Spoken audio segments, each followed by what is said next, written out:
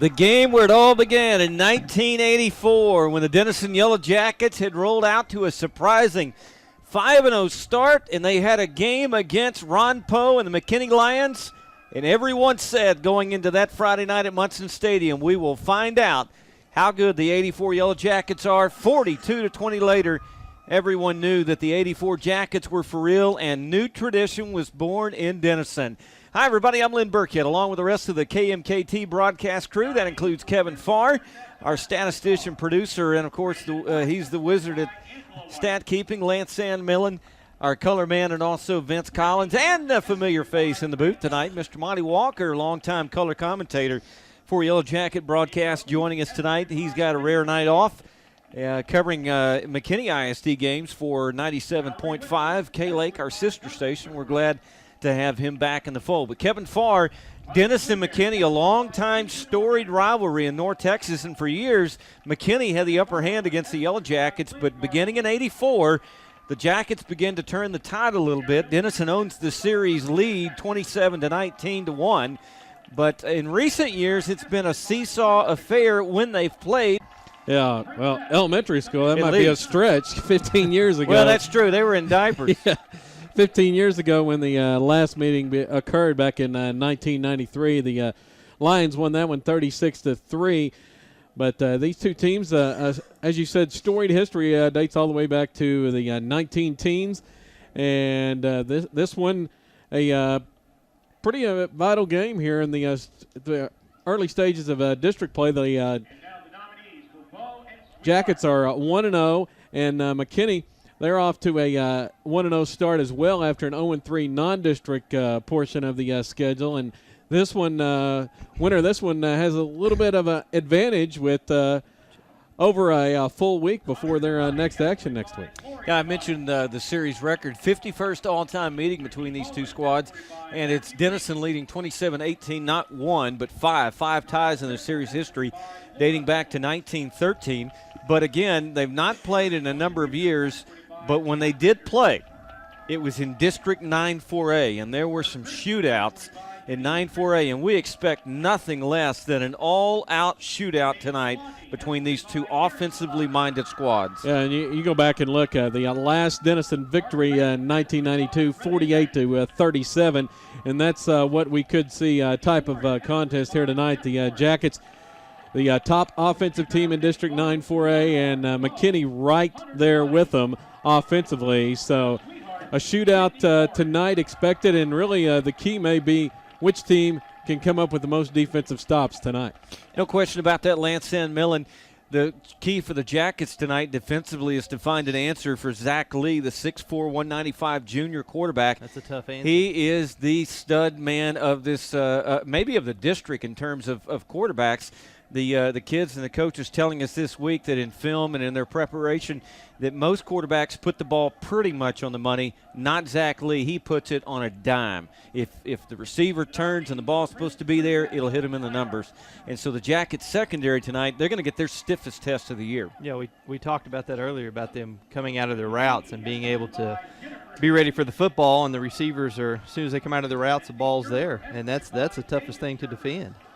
That will be tough to defend, but equally tough to defend, Kevin Farr, is going to be the Jackets offense. We've dubbed them Thunder and Lightning, the 1-2 punch of DJ Jones and also Jordan Taylor, and they've been electrifying. In fact, tonight, the Jackets in Game 5 of the 2008 season have an opportunity to do something they were unable to do or that they did in 10 weeks a year ago. Yeah, the Jackets right on pace. If they keep up their current pace, they could eclipse their rushing total for 10 games a year ago in just 5 games this season. And the Jackets, we talked about it a week ago and the last couple weeks. Their average scoring drive right now for the season is 1 minute and 22 seconds. That's how long it's taken the Jackets to score on their average scoring drive. Big plays have been the story for the Jackets. They've got 13 touchdowns of 47 yards or longer. That's going to be the key offensively once again to keep it going with the Jacket quick strike offense. And defensively, they have to stop the big plays for McKinney. Yeah, Jones, the big playmaker, 712 yards coming in, a 91-yard TD run a week ago, and, of course, his counterpart, Jordan Taylor, almost 500 yards, a 75-yard run. So big plays are expected all across the board tonight. It will be a challenge for both of these defensive squads. It is week number 2 in District 9 4A play. Denison and McKinney from Ron Post Stadium. Don't go anywhere. The countdown to kickoff continues after this Denison High School football timeout. You know, it's funny. I don't feel that excited, Kevin Farr. Lance Sandmillan, as the intro music was coming back. My bad completely on the coach's show, and we'll just leave it at that. And just tell you that our Bayless Hall Insurance Yellow Jacket coach's show with Denison head coach Cody White was, I think everyone knows now what the keys to victory were over Frisco Liberty. And I think we will I'll tell you what Coach White had to say about the McKinney Lions. He said obviously it's they've got to figure a way to defend Zach Lee. Zach Lee, 6'4", 195, and a junior, runs a 4.77 in the 100. And he's got several hundred yards passing, a number of touchdowns, and a fleet of receivers. And the one thing that Coach White was talking about is how accurate he is as a thrower. It's not just that he's got the rocket arm. He's also incredibly accurate. This is a kid that has committed to Texas Tech University. And as Coach White said in this coach's show that unfortunately you're not going to get to hear tonight because of my technical difficulties, he said they don't recruit anything but great quarterbacks at Texas Tech. So all you need to know tonight, if you know anything about college football and Texas Tech University and Mike Leach and Air Red Raiders, well, this young man as a junior, Zach Lee, is already committed to go to Air Raider land, and that tells you an awful lot about his arm. Coach White also saying they do feel like they're going to be able to move the football. They do feel like they're going to be able to certainly score some points on their own accord, but that they want to control the ball more than they want to get into an all-out shootout with McKinney. They want to do a little bit of the game plan that was done to them a week ago, and that's simply to control the clock, which we've been laughing about that. A $1.07 on the average scoring drive is not really controlling the clock.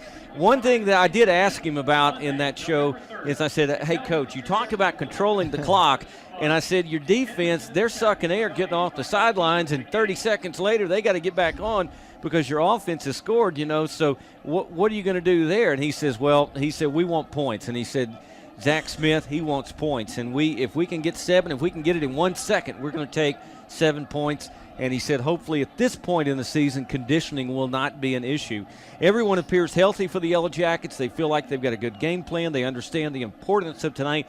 A win tonight, they at least take the first step toward a playoff spot because this is a big win tonight. Make no mistake about it, and the Jackets understand that. So that's basically what Cody White had to say during our Bayless Hall Insurance Yellow Jacket Coaches Show with Denison head coach Cody White. And don't forget, Bayless Hall Insurance, an independent agency in downtown Denison dedicated to getting you the best coverage at the best rates. And we will catch our senior spotlight members, which was Matt Davis and Evan Ramsey.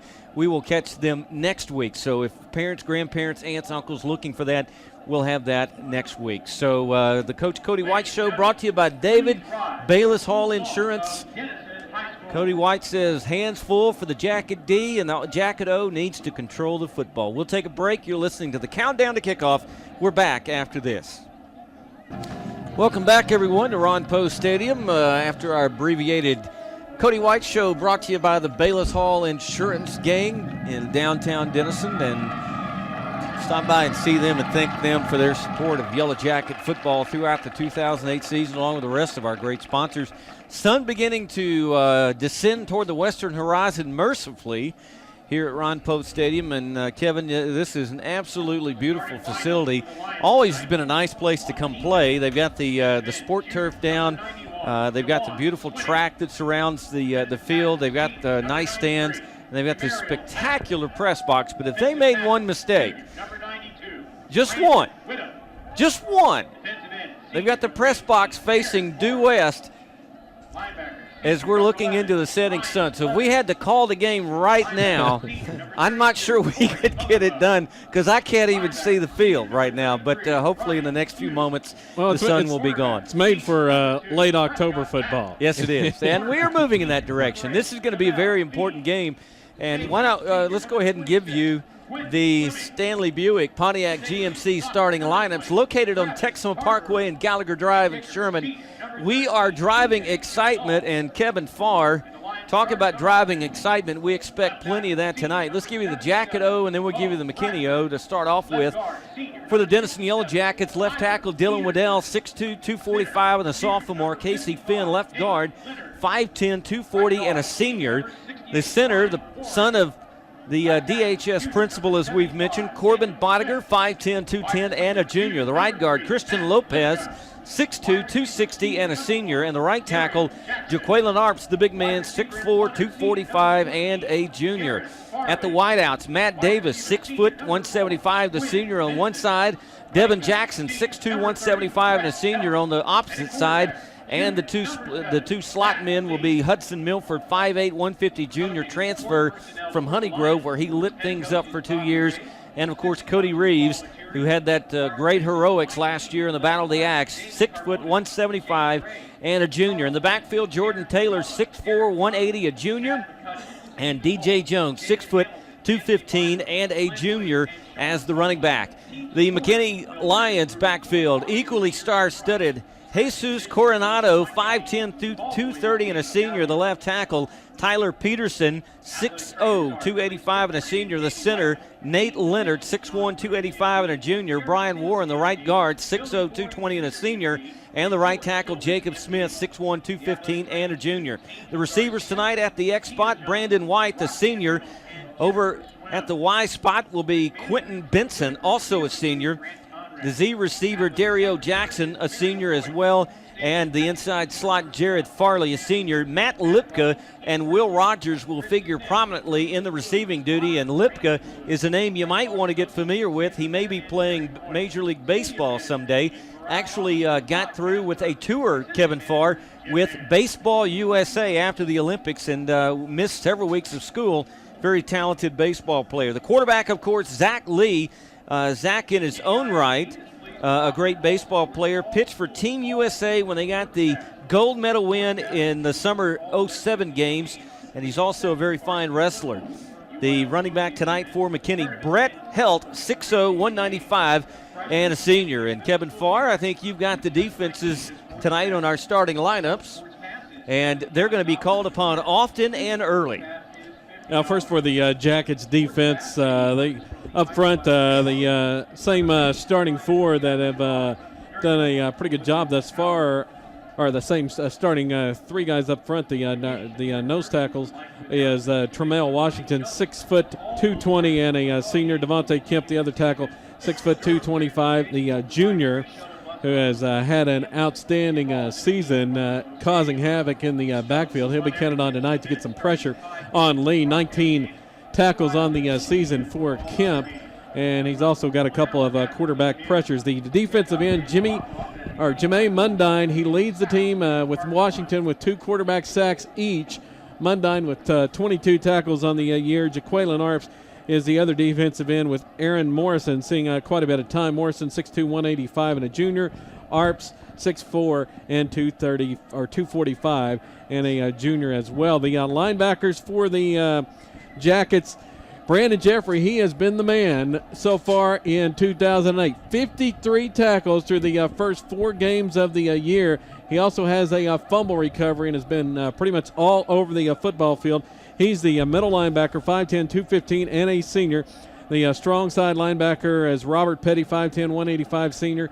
And the weak side linebacker, Stacy Golston, 5'10", 185, and a sophomore. He's third on the team with 32 tackles in his sophomore season. The corners, Ashton Hughes, he had another interception a week ago. He's got 3 on the season. He's a 6'5", 175-pound senior. Cody Reeves, the other corner, really nobody has been throwing Cody's way too much. He's got 1 pick, 6'1", and 175, nearly and had junior. a pick 6 a week ago that he dropped. And then the strong safety, Evan Ramsey, 6 foot 170, and a senior. And The free safety, the guy roaming all over the field, Shalimar Traylor, having a great senior season. He's 6'2", 195, 40 tackles on the year. He's got a couple of picks, including one a week ago. He's got one quarterback sack as well for Traylor. That's the Jacket defense. On the season, they're allowing 125 yards rushing a game, 175 through the air, just a shade over 300 yards in total offense. For the McKinney defense up front, they'll start at one end, a 6', 200-pound senior, Jordan Kilwine. The other end is DeJuan Swinney. He's a junior. The defensive tackle is Devon Goulbourne. He's 5'8", 200-pound senior, and Jameril Mack is the other defensive tackle. He is a senior. Linebackers Josh Jackson, 5'9", 200-pound senior. He moved to McKinney in July. And the other linebackers, Ryan Hughes, a senior, and Ryan Levins. He is the other outside linebacker. He is a senior on the McKinney defense. The corners, Jamel Fee on one side, Prescott Mack on the other side. Both of them are seniors. And the strong safety, Travis Tarver, the second. He is a sophomore back there, has outstanding speed in the defensive backfield, 5'10", 190-pound sophomore. And the other safety is John Marabo, who is a 5'7", 175-pound senior. That's the McKinney defense. And, of course, our entire pregame brought to you by the starting lineup. Stanley Buick Pontiac GMC on Texoma Parkway and Gallagher Drive in Sherman. We are driving excitement, and our coaches show brought to you by our good friends at Bayless Hall Insurance. Our apologies to them for the technical difficulties earlier, and we'll certainly have that straightened out for next week. And, Kevin, I got one question for you sitting here as the sun goes down. Do you think I'd get in trouble dove hunting from the press box? I don't know. I don't know, but they sure keep flying over the top. Yeah, the keys to victory for the Jackets tonight. The most important thing tonight for the Jackets, they weren't able to do last week, but they still came away with a win. It's really a must tonight. They have to play mistake-free. Cannot afford the turnovers that had hampered them a week ago. Have to play mistake-free football in order to win. They need to win the kicking game. That's been a strong point for the Jackets thus far. Limit the big plays on defense. We talked about that. McKinney likes to strike quick, a lot like the Jackets do. They have to limit the big plays on defense. And third down efficiency will be critical, as the Jackets, they're doing a good job offensively on third downs, just about 52% conversion rate. Defense, they have to hold on third downs and get the McKinney offense off the field as much as possible when they get a third down opportunity. And we talked about the passing game a little bit. Jordan Taylor coming in. He really has not had to throw the football all that much on the season, but he is completing 69% of his passes for 393 yards and 5 touchdowns. His passing may be key, as McKinney may try to load up and stop the Denison rushing game, which has just been, as we said a week ago, like a runaway freight train. Well, the coin toss has been made, and the Yellow Jackets are going to receive the football from the north end zone. And, you know, one thing as we head to our final break here, Kevin and Lance, we've got to talk about tradition. Obviously, I think Yellow Jacket fans very well versed in Denison's tradition. As we mentioned, it really, honestly, all began that night in October in 1984. Big upset win over the McKinney Lions, and I believe Greg Ziegler was the quarterback back then. But tonight, this is a squad coached by Bobby Rays, and we're familiar with Bobby Rays. A couple of shootouts when he was at Richardson Pierce with the Mustangs in Denison. You remember back in the days of Will Crawley and his big brother.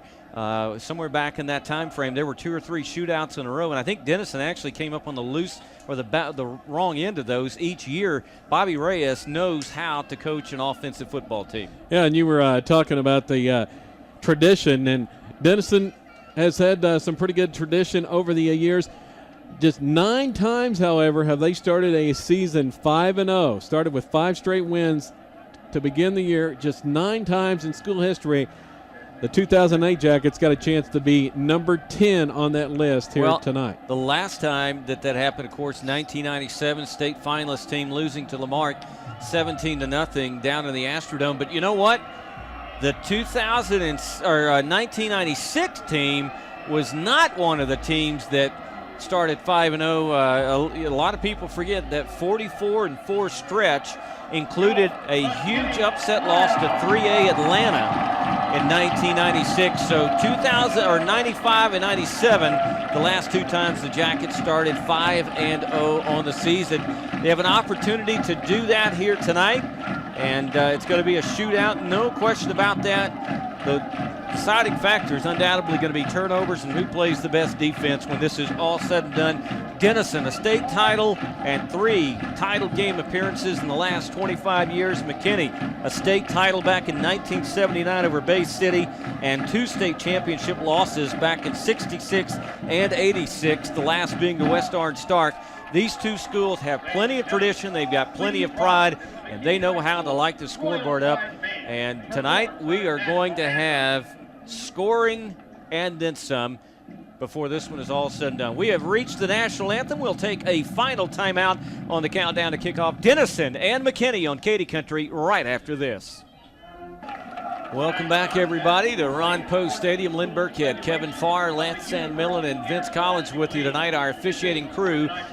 Out of the Dallas chapter, our referee Bill Miguel, umpire Jerry Raymond, the head linesman Bob Mavana, the line judge Jim Kratz, and the back judge Scott Miller. And Lance Sandmillan, you keep the drive charts for us, and I noticed something a little odd this week. Your briefcase a little heavier than normal. Yeah, scoring drive recap that we put out. I have to keep up with who does what. I usually have one sheet for that. Tonight I have 2. I'm not even sure 2 is going to be enough before this is I'll all write said on the and done. back. Go to the back.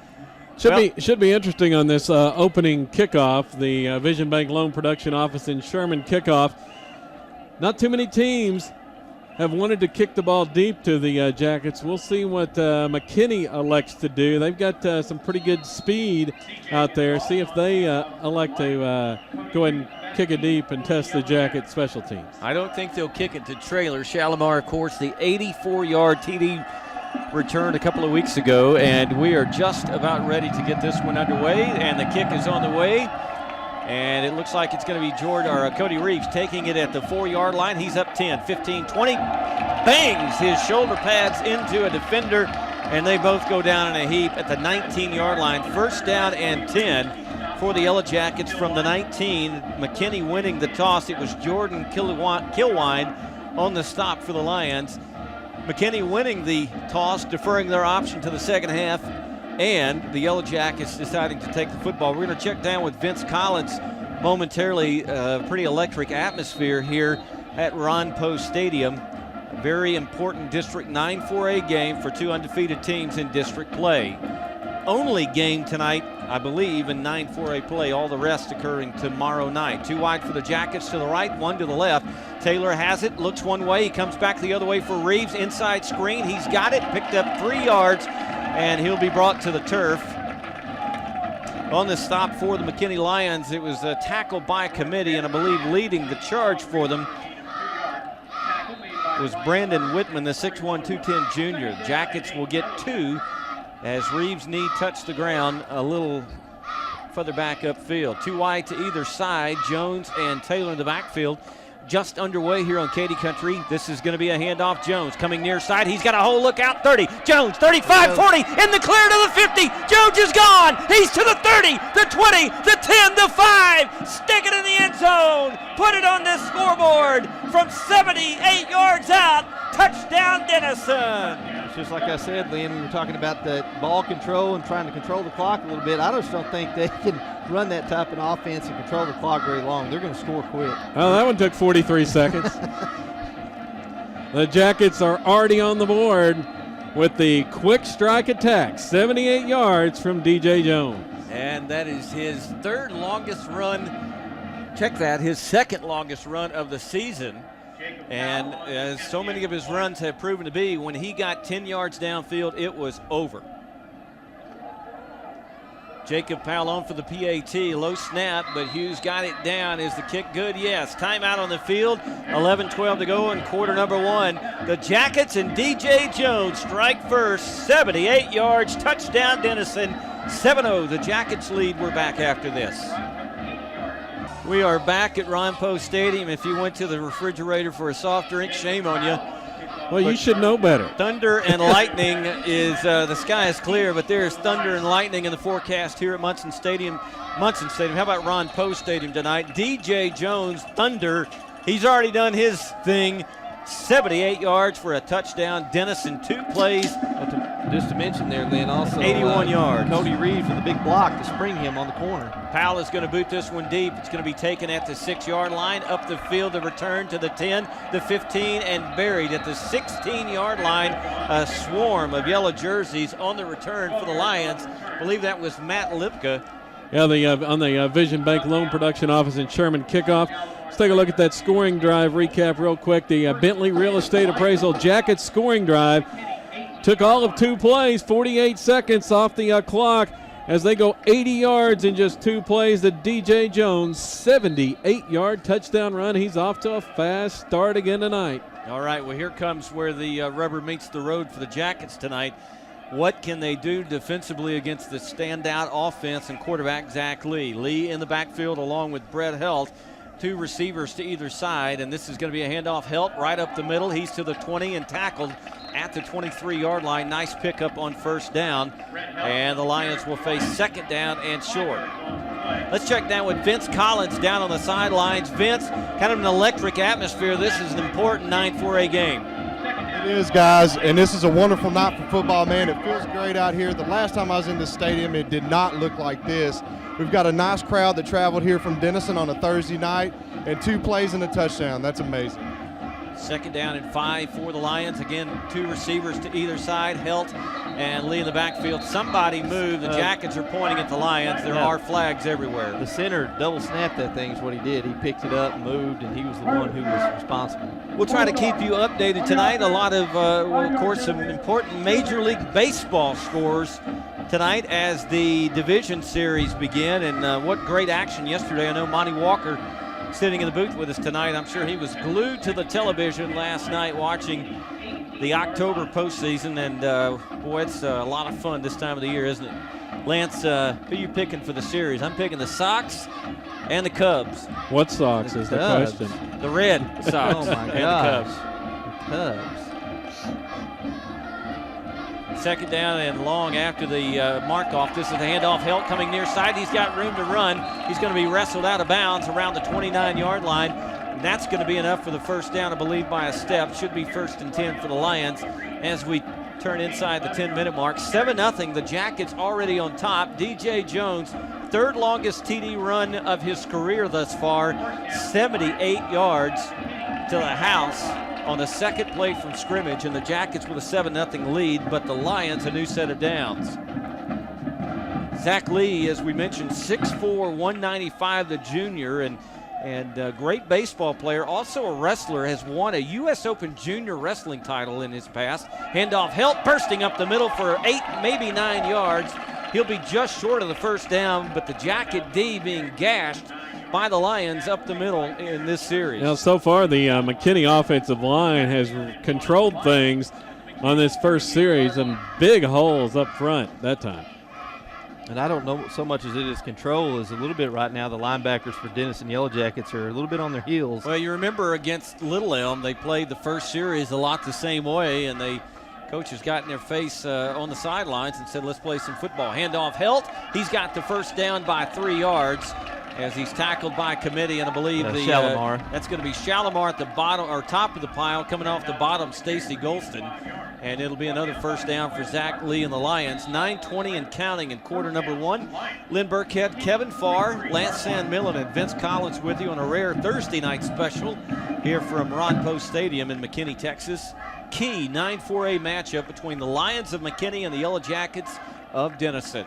Seen 4 plays, and Lee has not put it in the air thus far. That will change, trust me. This is going to be Lee, play fake. Here it comes, throws it over the middle. Almost had a chance. Shalimar Traylor did for the pick. He was going for the tackle. The ball was off the hands of the intended receiver, Matt Hansen.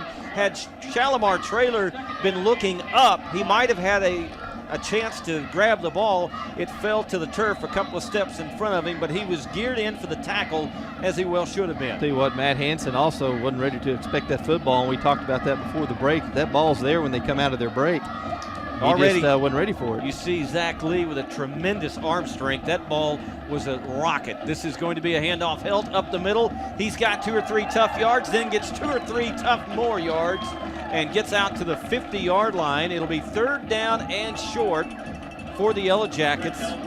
Here comes that critical down we talked about in the pregame. The Jacket defense has to be efficient on 3rd downs to try to get this McKinney offense off the football field. This is their chance right here. Brett Helt, very tough runner, kind of fancies himself. He wants to be a high school version of Marion Barber, and he's showing it here in this early going. 3rd down, 4. Helt coming near side. Jackets giving chase. He's got the 1st down and more. 40, 35, stumbling his way out of bounds. Around the 36-yard line is where they'll say he touched the boundary, but it's another 1st down. Boy, if Helt doesn't get popped there on the sidelines, he loses goes balance, distance. he gets his feet picked up, he's got a chance to go score. Well, I said he would score. I do have to remember a couple of plays already this season where Ashton Hughes and Shalimar Trailer have shown unbelievable closing speed, something the Jackets have not had in recent years. So he would have had a chance. Let's put it that way. Play fake. Lee wants to set up pressure in his face. Hit as he throws. And it's caught at the 25 down to the 18-yard line. 1st down and 10 Lions.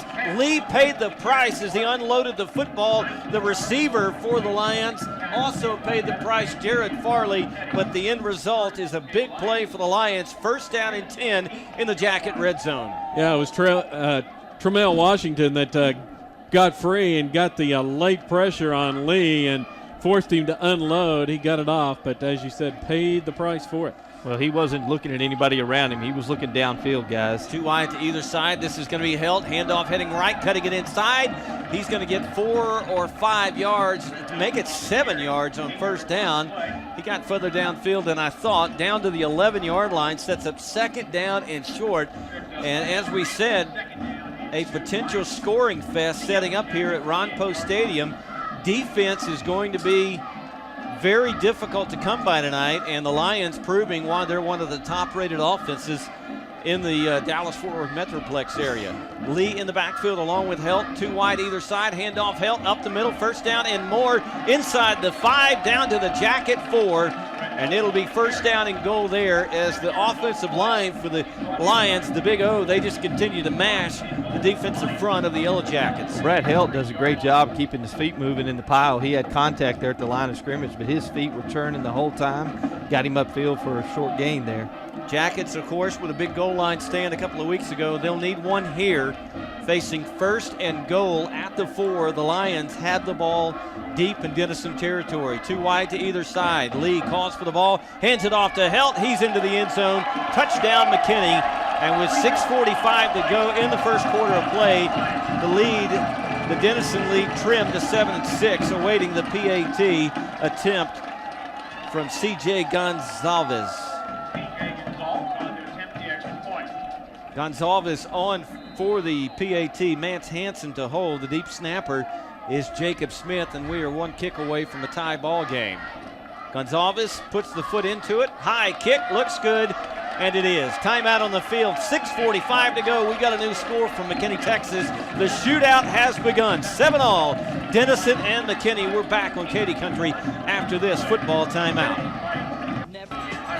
One of the longer drives the Jacket defense has given up on the season in terms of plays and time. That one went a long way, and we've got a new score, 7-all, as we get ready for yet another, and I'm sure they're going to get their money's worth tonight. Vision Bank Loan Production Office in Sherman kickoff. Gonzalez approaches the football, and he is going to onside pooch kick. The ball is loose. The Lions say they've got it. No indication yet, and they do. Yeah, it touched one of the Jackets.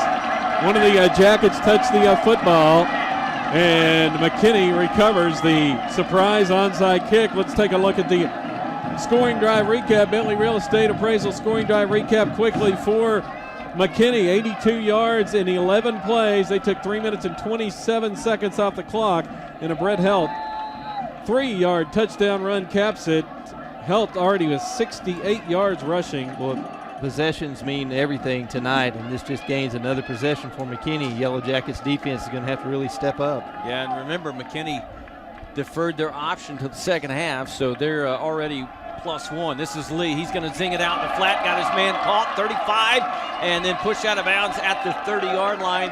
That's Matt Lipka, the young man that played baseball for several weeks. He's just finding his stride, getting back into this McKinney offense. Let's check down with Vince Collins. Vince, big turn of events. The Jackets didn't see that onside coming. They look a little stunned right now.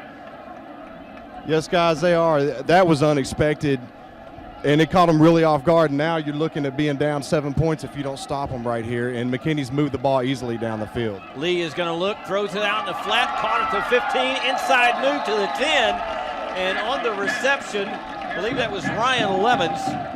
Check that, it was Josh Weathers on the reception. Guys, Zach Lee's going to pick that defense apart. If they're going to give that much cushion all night, they'll take that. Those are good gains. 20 yards on that one, and they're knocking on the door in the red zone already. Yeah, they caught the Jackets asleep on special teams, and they may make them pay for it. First and goal from the 9-yard line. 7 all games, 6:20 and counting in quarter number 1. Lee and Helt in the backfield, 2 wide, tight to the right, 2 wide, split way out to the left, and I believe a delay in game penalty coming up against the Lions. Lions looked rather unhappy, and it's going to be illegal procedure. Somebody got a little anxious on the snap count. Well, once again, it was the center. Once again, he did a little bit of a double snap move there. Lance Van Millen, let's talk about what the Jackets have got to do defensively. Pressure on Lee is going to be very difficult to come by, but they got to make him hurry his throws. This is going to be a handoff to Helt. He's tripped at the line of scrimmage, falls forward. It'll be second and goal from the 11-yard line. Tremel Washington just busted up the middle and caused a huge pile and put his lineman on the ground. That caused Helt to get tripped up on that play. Yeah, that penetration really came into play on that one and backs him up second and goal from the 11. Second and goal from the 11. In fact, almost the 12-yard line is where Zach Lee will set his troops as we're tied up 7-7. This is Lee, comes near side, hit as he throws, almost intercepted in the end zone. It was a tip drill. Jared Farley tipped it up, and it was Cody Reeves that made the break on the ball in the end zone. Couldn't quite catch up to it, but I believe it was Arps that had the big, heavy presence up front. Aaron Morrison came in from the offside with the big pressure late. And here's that third down. The Jackets looking for a stop, trying to force McKinney to try a field goal. 2 wide to either side, third and goal from the 11, nearly the 12-yard line. Lee back, calls for the ball, throws, got his man, caught, easy touchdown. Reeves, the defender, fell down before he could adjust to make the play, and it was an easy catch for the Lions, Matt Lipka, and the Lions are on the board again and have the lead for the first time tonight, 13-7. Really a shame right there, Lance Van Millen. Reeves looked to be in position to make the stick right as the ball got there, but he simply slipped and fell to the turf. Yeah, he slipped down, but I'll tell you what, Zach Lee gets to his point of attack quickly. He gets back where he needs to be so he can see the field. He is big time. PAT is good. Timeout on the field, 5:26 to go in the first. Shootout is underway. 14-7, the Lions lead. We're back after this. Well, we warned you tonight. You go to the refrigerator too often and you're going to miss a lot. The Lions with a surprise onside kick. C.J. Gonzalez, perfect. The Lions recover inside the Denison 50, and they eventually score to take the lead for the first time tonight. Gonzalez on the kick, approaching the ball this time. It's a deep, high spiraling kick that's going to drive Reeves back into the end zone, and he's going to lose possession of it out the back of the end zone. And the Jackets will come out first down and 20 from their own 20 yeah, that on after the Vision Bank Loan Production Office in Sherman kickoff. Scoring drive recap for McKinney once again. The Lions score for the second straight possession, take advantage of that onside kick. 48 yards in 5 plays, and they cash in the 11-yard touchdown pass from Lee to Matt Lipka, and the extra point's good. 14-7, McKinney on top. Well, if the Jackets have had a problem this year, guys, it's been sluggish starts, and perhaps one here for the offense. This is going to be Jordan Taylor calling his own number on the as he play faked it to Hudson Milford coming across the way, and he'll pick up 4 yards. Let's check now with our sideline man, Vince Collins, our sideline man, checking in. Vince, I'm pretty sure the coach is a little consternated right now. They are, guys. They're really frustrated with the way McKinney's able to run the ball straight up the middle. They've got to step up and stop them.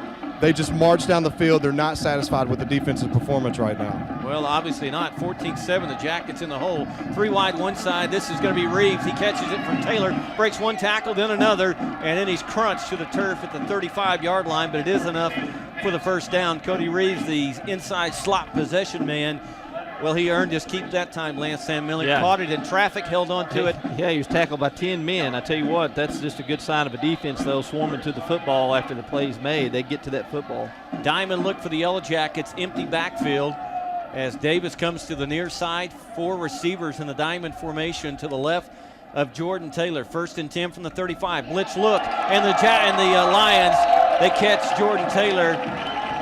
It was the safety blitz. It was a safety blitz, but Ryan Hughes, the linebacker, is the guy that made the tackle. Well, they brought the house, everything but the kitchen sink on that one. They brought the house where they were outnumbered. You got the diamond to the left, and they load up away from that side and brought the house from that side, and he never had – actually, there wasn't anybody to block those individuals. Got a Lion shaking up on the field, took his helmet off. Think he had the wind knocked out of him, and they're going to attend to him for just a second. But Lance Sam Millen, you as we mentioned before, come from a long-time football background, both high school and collegiately, and your dad was a coach. What are you thinking at this point if you're a head coach? Your squad's been snake bit just a little bit here in the early going. You look to your leaders again, especially defensively. You're going to start to call on people like Brandon Jeffries to get that group fired up, and that's who you got to look to. You got to look to the leaders on the football field to step up and start making plays, and mainly big hits get people fired up. Ryan Hughes, the man that made the stop on Jordan Taylor, took the worst end of that collision, and he comes off the field under his own power, a little shaken up.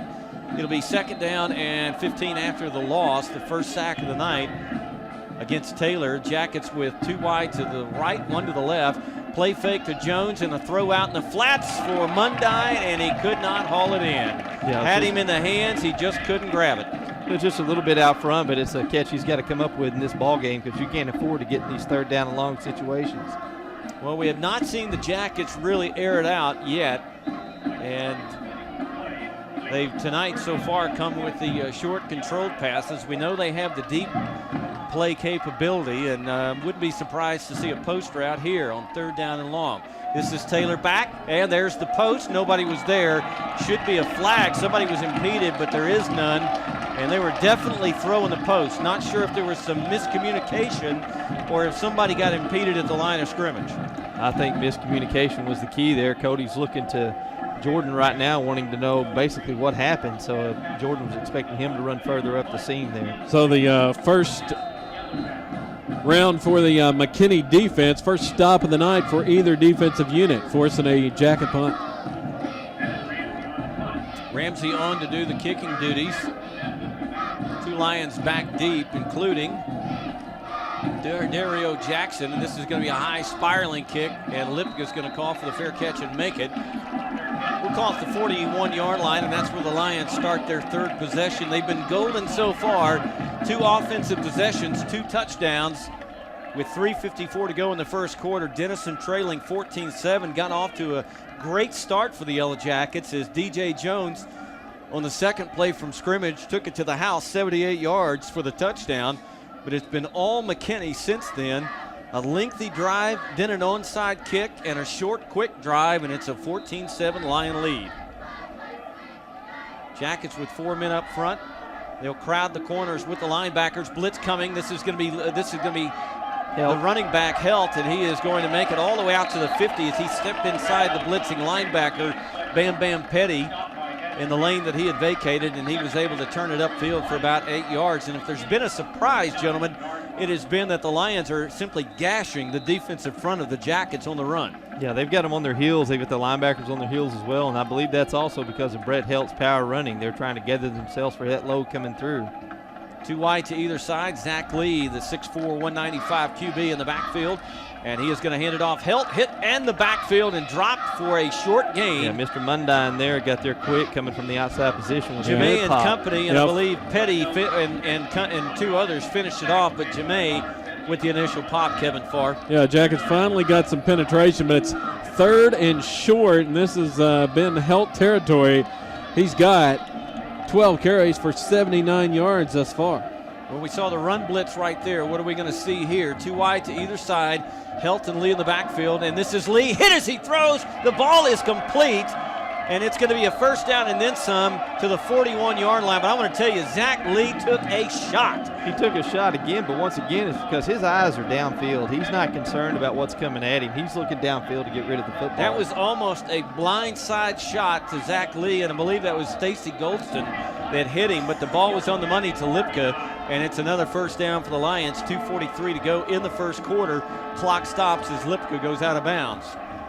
Denison D crowding the line, showing the blitz. Here they come, and they're trying to get to Lee. Lee is going to throw it underneath. Found a man underneath well, he actually had Devontae Kemp, of all people, back in coverage on that one. Yeah, it was just an inside curl route, and once he curls, balls hit him in the numbers as soon as they turn around. We talked about that precision passing that Lee can have.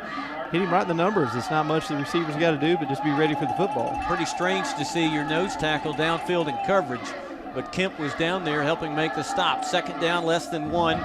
Lee calls for the football. He drops, pumps, wants to throw, pumps again, looks downfield, throws a rocket to the end zone, and it is picked off but out of bounds. Great coverage by Ashton Hughes. He is step for step with the receiver all the way to the end zone. Zach Lee and Hughes had the positioning, but it was too far overthrown. I'll tell you what, Hughes didn't bite at all on the pump. No, he didn't bite. In fact, it wasn't one pump, it was 2. Several. But you see the superior arm strength of Zach Lee as he just unloaded a bullet.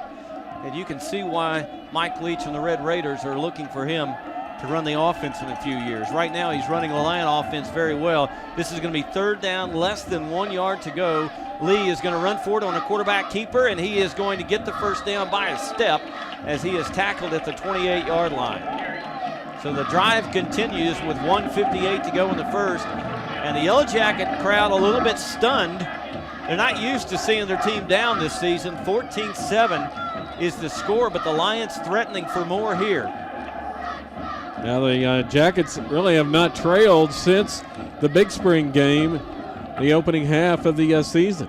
Be a gut check for them. Of course, they overcame a 23-7 deficit. Lee back, wants to throw right side over through his man. Some miscommunication as his man ran the curl in, and he threw the out route to the 10-yard line. Yeah, once again, the Yellow Jacket defender fell down on the break as soon as it was unloaded. The receiver broke off the route, slipped and fell.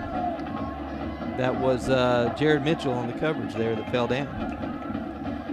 Yeah, Jared Mitchell into the ball game. We thought we would see him. Pastor of, or son of Mark and Jane Mitchell, the pastor of First Baptist Church, and expect to see him getting some action throughout the season. 2nd down and short or long. This is Lee back to pass. He's going to throw. The ball is incomplete, just in front of his intended receiver, and that was Jared Farley, and there was going to be a serious lick laid on Farley by Shalimar Traylor if he hauled that one in. I'll tell you what, some adjustments have been made out there, Lynn, on defense. What they're doing is getting up in the face of the receivers on the line of scrimmage, trying to punch them as they come off to keep them off their routes. Yeah, it's a lot more press coverage to disrupt those timing routes on this series. 3rd down and 10, one of the few times the Jacket D has forced the Lions into this situation. This is a big, big play here for Denison's D. 3 wide to the right, 1 man to the left. Lee back, wants to throw. Here's the pressure in his face, throws, caught, first down at the 10-yard line. Well, Jared Farley's just all over the football field with a great route once again. Great precision hands. Route, precision throw, and it's down to the 9, 1st and goal. And they convert on 3rd down once again. We talked about that being a key for the Jacket defense on 3rd down. So far tonight, the Lions 5 for 5 on 3rd down conversions here in the first quarter. We're going to check down with Vince Collins in just a couple of moments, find out what kind of adjustments the Jackets are trying to make on both sides of the ball right now, as suddenly this game decidedly swinging the way of the McKinney Lions. Zach Lee and his company, 1st down and goal from the 9. This is going to be a play fake to Helt, throw, caught, and a touchdown. Easily strolling into the end zone is going to be Jared Farley as the Yellow Jackets defender Evan Ramsey went to knock the ball away, and when he was not there any longer, Farley, a little sarcastically perhaps, walked into the end zone. And so the Lion lead 20-7, and the Jackets wondering what the number or the license number of the truck that has run over them is. Gonzalez on for the PAT, looks good, and it is. Timeout on the field. What a first quarter if you're a McKinney Lions fan. It started off looking great for the Jackets. It is ending in a nightmare. 1:22 left in the first, 21-7, the Lions in the lead. We're back after this. We're back, Ron Poe Stadium, McKinney, Texas. We expected a shootout, and the Lions have delivered. The Jackets have not. 21-7. McKinney all over Denison right now, and you got to be concerned because the Jackets have yet to even slow down the Lions, and they're already down by 2 scores, Kevin Farr. Yeah, it's been the big play offense for McKinney. They've just been picking up big chunks of yardage. That was a big concern for the Jacket coaches coming in. Gonzalez on the kick is going to bang it deep. Reeves retreats 4 steps in the end zone. He's going to bring it out. He's to the 10. Ill-advised decision for Cody Reeves. He goes down in a big collision at the 15-yard line. Jordan Kilwine on the stop as once again our fine friends at Vision Bank Loan Production Office in Sherman bring you that kickoff. Yeah, that one, Reeves might have been trying to make something happen a little bit too much on that play. As we take a look at the Bentley Real Estate Appraisal scoring drive recap for McKinney. 58 yards in 8 plays. They took 2 minutes and 32 seconds and scoring the 9-yard pass from Lee to Farley. Blitz look by the Lions. This is a handoff. Jones stutter stepping his way through the middle of traffic out to the 20-yard line. So it's going to be a pickup of about, we'll call it 4 yards. And let's check down with Vince Collins down on the sideline. Vince, I'm sure Cody White is he's frothing in the mouth right now. He is, and you know what? For these players, this is unfamiliar territory. This is something that they haven't experienced. I hate to use the word dominated, but so far they have been dominating this first quarter with the exception of that first drive. This is unexpected territory for them. No question, they have been dominated. Jones almost broke a big run, gets the first down out to the 30-yard line. And Kevin Farr, let's talk about the domination. Let's talk about how many yards of offense the McKinney Lions have already racked up, and we've still got 39 seconds to go in the first quarter. And I think the Jackets on their last series kind of got away from their bread and butter, the running game. Jones did not carry it all in the last series. Well, he's carried 3 consecutive times here, breaks tackles, and then some. He may break one here. He could be gone. He is. Say goodnight to Mr. Jones. 20, 10, 5. Stick it in the end zone. If you can go 78 for a TD, how about 70? That's what DJ Jones just did. What I say, they got away from their bread and butter on the last series. The DJ Jones running. He did not touch the ball one time on that last series. He carries it 4 straight times. I think they made a few adjustments offensively and decided to get back to the running of DJ Jones. 4 carries, and 84 yards later, the Jackets are back in the end zone. And he's already over $150 in the game. And we still have 17 seconds to go in the first quarter. Jacob Powell on for the PAT. Hughes to hold as the Jackets try to trim the Lion lead. Good snap, kicks on the way, looks good from this angle, and it is. Timeout on the field, and we promised you a shootout. We got one going. How about 35 first quarter points, and we still got 17 seconds in the opening stanza. 21-14, McKinney over Denison. We're back after this. Well, Alabama's sweet home, but right now it's sweet home McKinney for the McKinney Lions as they have enjoyed an explosive first quarter after trailing 7-0, 21 unanswered points. The Jackets just answer, and our score with 17 ticks left is 21-14, McKinney in the lead as we get ready for a Vision Bank Loan Production Office in Sherman kickoff. Lipka is back along with Dario Jackson. This is an area that the Jackets had to shore up this week and get their kickoff coverage done better. Yeah, they did good the last time. Well, they did fine the first 3 games, and then last week, disaster. This is Powell. He's going to bang it deep. Jackson at the 9, fields it. He's up to the 15. Shalimar Trailer, what a great tackle there. Shalimar Trailer found him, tracked him down, and buried him at the 15-yard line. Well, let's take a look now quickly at the Bentley Real Estate Appraisal scoring drive recap for the Jackets. Took just 3 plays, 84 yards, 3 straight DJ Jones runs. He goes 70 to pay dirt on the last one. DJ 78 and 70-yard touchdown runs here in the first quarter. The Jackets trailing by 7. How about 162 yards rushing for Mr. Jones? Play fake. Lee over the middle throws. The ball's caught. The crunch is made, and it's going to be just shy of the first down. We'll call it second and short. Quinn Benson on the catch. 26-yard line. Quinn Benson on the catch there. 4 seconds remaining in the first quarter, and that it's going to depend. They are going to give him the first down. I thought they had marked it just short, but they'll stop the clock, set the change, and I think McKinney is going to be content just to take it to the next quarter, and they are. We have expired the first stanza of this one. 35 points. The scoreboard is smoking right now. 21-14, McKinney over Denison. We're back after this. We are back. Ron Poe Stadium, McKinney, Texas. Lynn Burkhead, Kevin Farr, Lance San Millen, and VC. Vince Collins in the house. 21-14 Denison trailing as we begin the second quarter. Yeah, through the first quarter, Lynn. 208 yards of offense for McKinney, 175 for Denison. The difference has been that onside kick. McKinney's had one more possession than the Jackets. Play fake, Lee back, throws, ball tipped up in the air, almost picked off by Golston as he turned around, got fingers on it, but he just simply couldn't adjust in time. And speaking of the defense, let's check down with Vince Collins, VC. The defensive players look like they got a little chip on their shoulder right now, do they?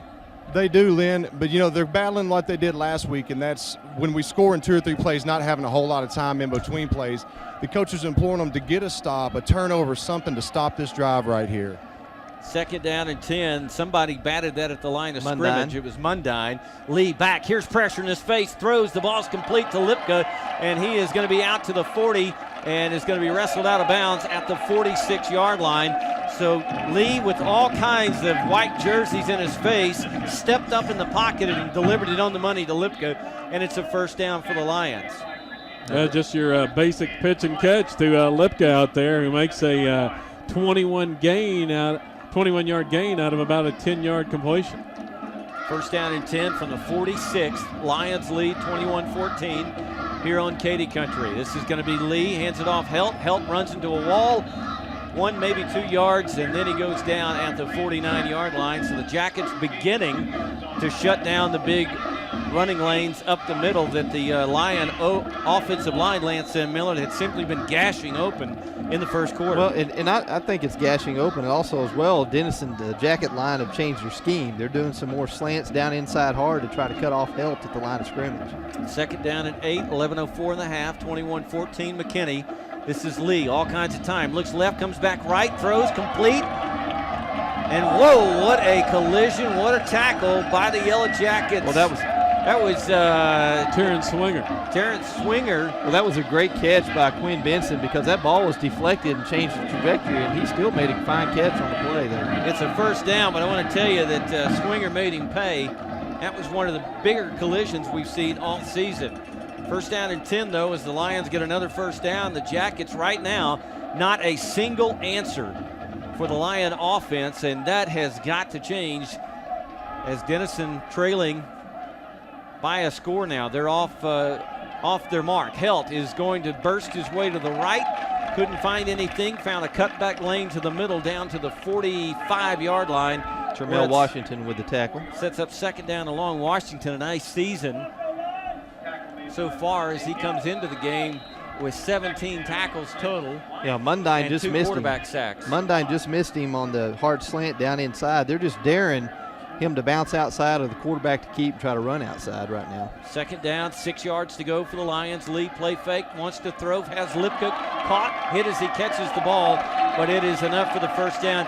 This is just a precision offense that's running on all cylinders. Well, what a quick release Zach Lee's got as well. As soon as he drops back and hits his 5-stop, either it's a 5-step drop or a 3-step, but once he gets to his point, that ball's out of his hand and going to the receiver.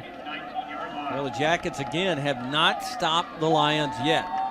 3 possessions, 3 touchdowns. This is possession number 4, and they are knocking on the door yet again in the red zone. First down and 10 from the 19. Lee play fake to help, wants to throw, does so, caught. The catch is made, great tackle, but not before yet another, I believe, first down has been notched at the 9-yard line, and it is going to be first and goal on that pass. The Jackets just playing soft in coverage. That 10-yard pass now, Lee, 13 of 18 through the air, 188 yards already. He's knocking on the door of 200, and we've only played just over 2 minutes here in the second quarter. First and goal from the 9-yard line. Jackets desperately need a stop here. Lee, long snap count, calls for the ball, is going to hand it off. Helt coming near side, cuts it inside. Helt to the goal line, touchdown McKinney. Well, that made it easy. The Jackets defense was slanting hard inside, daring them to run outside, and they hit the corner there and got it done. Helt with a fine run. Well, the onside kick is coming back to bite Denison, and Bobby Rays knew what he was doing. Perhaps he figured that this might be a simple case of last man with the ball wins. And the Lions knew they started out behind the 8 ball in terms of possessions, and so they wanted to get that coin going their way. Kick on the way, and it is good. And the Lions, with the 1 possession advantage over Denison, reclaim a 2 TD lead, 28-14. Can the Jackets answer? We're back after this. 9:09 to go in the half. Don't go anywhere. Denison football continues after this timeout. What's really this simple, gentlemen? The Jackets have got to figure out how to stop Zach Lee, or at least slow him down somewhat. Well, I don't think you can slow him down. You're going to have to slow the receivers down. They're coming off their routes untouched. You're going to have to get up and disrupt those patterns, and that could get burnt deep, but you're going to have to get them off their patterns underneath. No question about that. Gonzalez is going to boot this one deep. It's going to be taken by the Yellow Jackets, DJ Jones, at the goal line. He's up to the 10. Jones breaks a tackle, 15, lowers his shoulder and rolls over a couple of Lions out to the 24-yard line. Well, that was a mistake. You don't kick the ball to DJ. No, and he hesitated just a moment. I'm not sure if he knew whether he had stepped back into the end zone or not. And he waited to see if there was a whistle, and so he got off to a little bit of a slow start on that return, Kevin Farr. Yeah, the Bentley Real Estate Appraisal scoring drive recap once again for McKinney this time. 85 yards in 9 plays. Took 3 minutes and 8 seconds off the clock. The Brett Helt 9-yard touchdown run, his second of the contest. 28-14. McKinney on top, and the Jackets, they can't get away from their bread and butter running game. Once again, we talked about it last series. They're going to hand it off. DJ Jones, he breaks through. 20, look out, Jones, 30. Jones is going again. 50, 40, 30, 20, 10, 5. Can you believe it? DJ Jones takes that one 76 yards. We are barely halfway through the second quarter, and he has well over 200 yards rushing.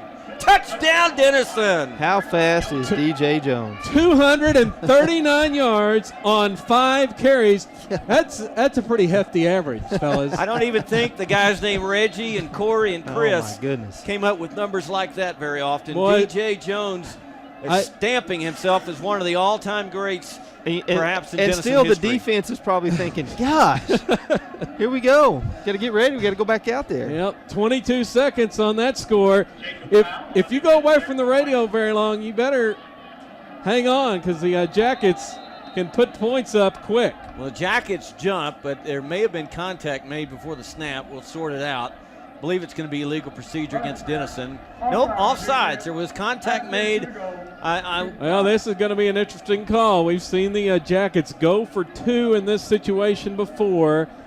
I think they're going to try to stick with getting their 1 point, cutting it to 7, however, this time. Yeah, 1 point's not going to make a whole lot of difference if they can't stop Zach Lee.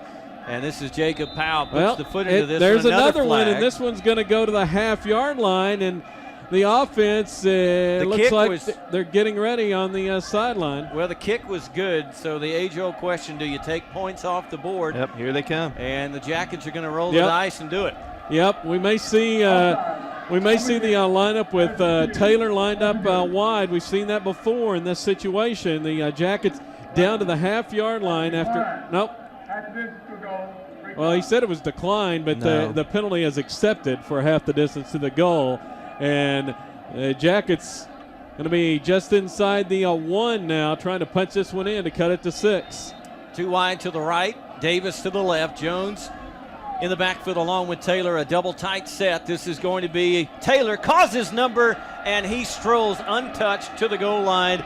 And so the Jackets come away with the 2-point conversion after 2 penalties against the Lions. You think the Lions were keen on DJ Jones? I think they were looking for 21 that time. 28-22, 8:47 to go in the half. I told you, shootout time tonight in Texas, and the scoreboard is beginning to vibrate. We are back after this. Unbelievable. Simply unbelievable. Zach Lee has been unstoppable, but you know what? So has been DJ. DJ Jones has been equally unstoppable. The difference in the game is an onside kick, and we're 28-22. McKinney in the lead as Jacob Powell prepares to bang this one deep. He's going to put the foot into this one. It's going to drive McKinney's Dario Jackson back 1 yard, and he is going to be tackled around the 16-yard line as the Jackets swarm him there. Once again, our kickoff sponsors, Vision Bank Loan Production Office in Sherman. I tell you what, whoever made that decision, Kevin Farr, to sponsor the kickoffs this season. Hey, they're getting their money's worth. Yes, they did. Let's take a look now at the scoring drive recap once again for the Jackets, and it's the DJ Jones show. 77 yards, 1 play that time. Jones takes it to the house, 22 seconds on the scoring drive. DJ Jones, 239 yards on 5 carries and 3 70-plus touchdown runs. Unreal. But Zach Lee has been unreal as well, over 200 yards throwing. This is a handoff Helt, and he bursts forward for a quick 3 yards out to the 20-yard line. That should have gotten the Jacket sideline woken up, Vince Collins. DJ Jones is doing everything he can do single-handedly to keep the Jackets in this ball game. You know, it's pretty amazing when the coaches find it unbelievable what's happening. You know, I hear one coach say that is crazy what's happening. With him 3 straight long runs tonight, he's keeping them in this game. A huge defensive stand right here could really turn the tide on this game. Lee wants to throw it out in the flat, got his man, and he's going to be drugged down right at the first down marker. Yeah, Jared Farley on the catch. Nice run after the catch. Yeah, good job by Bam Bam Petty out in coverage to drag him down. But I believe it's going to be a first down, and the sticks will move again. How many first downs for the Lions on the night, Kevin Farr? Up to 14 first downs here in the first half. The Jackets have 4, but 3 of them came on the long touchdown. You know, Lance Sam Millen has hit upon this. I think the Jackets have gotten a little bit out of their defensive mindset of playing aggressive, and they're simply back trying to keep from getting beat deep, and they're getting killed underneath. They may have to lay the ear flaps back and go. This is Lee, gives it to Helt, coming near side, being chased. Jacket stringing it out. He goes down in a swarm of white jerseys, but he was also able to pick up 7 yards on the carry. Yeah, they've changed up their scheme a little bit on their running scheme. Now they're running to the corners because the Jackets have been pinching inside and bringing everybody underneath, trying to stop Helt up the middle. Just another 8 yards for Helt. He's over 100 yards now, 17 carries for 106. Problem, we've chronicled it well, is that Denison's defense is tiring. They've been out on the field all night long so far. Second down and short, 3 yards to go, 6:59 and counting. Jackets changing their defensive call. Lee wants to swing it out in the flat, does so, and Shalimar Trailer tackles 3 guys and makes sure he gets the ball carrier down. Just reached out the big arms, took down his own man, and 2 guys were in blue jerseys, but it's a first down. Yeah, that's there all night. That's the inside slot receiver, Farley, with a 10-yard cushion given to him. He's just got to step off the line of scrimmage. He's going to get 3 or 4 yards every time with it. Yeah, I'm not sure what the Jacket coaches are hoping is going to take place there, because clearly McKinney has been burning them with their current defensive setup, and you're just simply going to have to make some gambles at some point in time to try to stop Zach Lee and the Lions. This is a new running back coming into the game, not Helt. He is going to be tackled for a very short gain. That's Damian Willis. Damian Willis on the carry, the sophomore, and he tried to string it out. It didn't have the speed that Helt did, as he was able to string it out for 7 yards just a moment ago. That'll be second down and 9 coming up. Yeah, Lee has really taken advantage of the Jacket coverage. He has 9 of his last 10 through the air. He's over 200 yards passing, 15 of 20 thus far tonight for Lee. Second down and 9. Once again, it'll be Willis in the backfield with Lee. Lee deep drop, wants to throw, hit as he throws. The ball is going to be caught for a first down. Shalimar Trailer went for the pick over the top, might have gotten a hand on it, but Farley was able to out-wrestle him for the ball and come down with the first down catch. Well, that's what they're going to have to do is at least go for the football, because if he doesn't, it's a catch right there at the spot. Didn't change much going for the football at that time. It's starting to have a deja vu all over again feeling, Kurt, as Mr. Yogi Berra would say. Max Nockey, something very similar back 20 years ago on this same turf against these same Yellow Jackets. Lee back, he steps up, and he is going to be flushed out of the pocket, and he is going to have his legs chopped out from under him. That time by, I believe, Reeves on the corner. Cody Reeves. Yeah, it looked like Mundine nearly had him for a sack in the backfield, but Lee pretty elusive back there. He felt the pressure. I noticed something key there. Ashton Hughes just came up and belted his receiver off the line instead of letting him get free, and that's who Zach Lee was looking to first. That was his first receiver to look at. Yeah, Lee had 3 white shirts around him, felt the heat, almost went down, but was able to elude the pressure. Second down and short. Lee and Willis in the backfield, 3 wide to the right, 1 to the left. Willis coming to this side. Jacket stringing it down the field. Willis nowhere to go. He's tackled for a big loss. 3rd down and 5 coming up. Jaqueline Arps with a great penetration. And that time, Sean Brown in on defense as well with a big hit. Yeah, that time the running back Willis, he had nowhere to go as Arps was already across the line of scrimmage. Now here comes another one of those 3rd down plays. The Lions 5 for 5 here in the first half on 3rd down. Jackets bringing the nickel coverage. Stowers into the ball game. Key down, 4:17 and counting to half. 6-point McKinney lead over Denison. Lee and Helt back in the backfield. Blitz look by the Jackets. They back out, throw over the middle, incomplete. Farley was open, 1 step beyond the backer swinger, but it was a hot throw from Zach Lee. He had to unload the ball as he had a couple of players coming his way. And the Jacket defense may have held. No, this is 4 down territory. One more play. The only thing about this package they have in is they're playing soft again when they get into this package. And I just don't think you can do that. Biggest play of the night defensively for Denison. Both crowds come to their feet. They're going to take a timeout to talk it over. We'll take one as well. 4:07 to go in the half. 28-22 McKinney. A shootout from Ron Post Stadium. We're back after this. One Katy Country. A little disagreement here in the press box. I'd do it. I'd go for it, Lance Sam Millen, but Kevin Farr saying, I wouldn't. I'd kick it. I don't think it matters much. DJ can score from 90 or 50. It doesn't matter. I think the Lions feel like Zach Lee's good for 5 yards all night long. 2 wide to the left, 2 wide to the right. Helt in the backfield, 4th down and 5. Here comes Heat. Lee throws it over the middle, incomplete. And the Jacket D for the first time tonight will hold and get the ball in good field position at their 44. And the whole key on that, they came with the press coverage. It looked like to begin with they were going to play soft, but then they came with the press. Up and they punched every receiver right as they come off the line of scrimmage. It was a great job. So 1st down and 10, and Jones has gone crazy tonight. Can he do it yet again? 235 yards rushing and 3 TDs, and we're not even at halftime for DJ Jones. Taylor is going to fake the handoff. Now Taylor rolling right. He's got room. 45, Taylor 50, Taylor 45, 40, down the sidelines, lowers his shoulder and bangs his way out of bounds inside the 20-yard line. Thunder has shown up all night long. The first time tonight, lightning makes an appearance. I don't know if we still know which one's Thunder and Lightning. Well, that time they were keying so hard on DJ Jones that there was nobody once Taylor got around the corner till he got way downfield. 3:52 to go in the half, and that is an eternity with these two offensives. 28-22, McKinney leads. Denison hoping for their second lead of the night. Jones, handoff, near side, looks for daylight up the middle, finds it. He's down to the 10-yard line. They'll say the knee touched at the 11. It will not be enough for the first, but sets up 2nd down and very short. Now the Lions doing a great job stringing that out, but DJ just did a hard cut back straight up the field and found the seam. Well, the simple fact of the matter is there is no one in the Lions secondary that has the speed to catch DJ Jones. If they let him off the line of scrimmage, it's lookout time. Taylor's going to call his own number, wrestles his way through traffic inside the 10 to about the 9. He'll be about a step shy of the first down. It'll be 3rd down and very short coming up.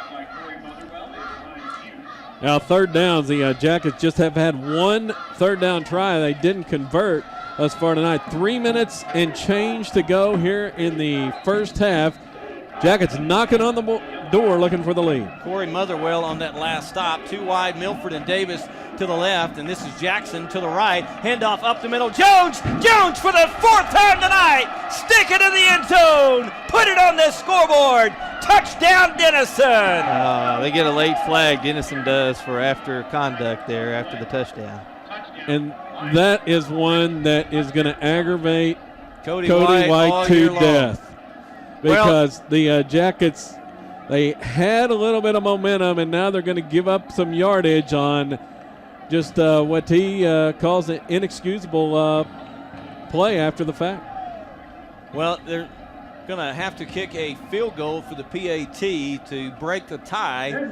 28-28 is our score, but after the dead ball personal foul, it'll be on the kickoff. Yeah, the bad thing is it's going to be on the kickoff, and that's going to give McKinney, should give the Lions a little bit shorter field, and the Jackets, well, they're going to have to kick. They're sending out the kicking team. The offense was still out on the field.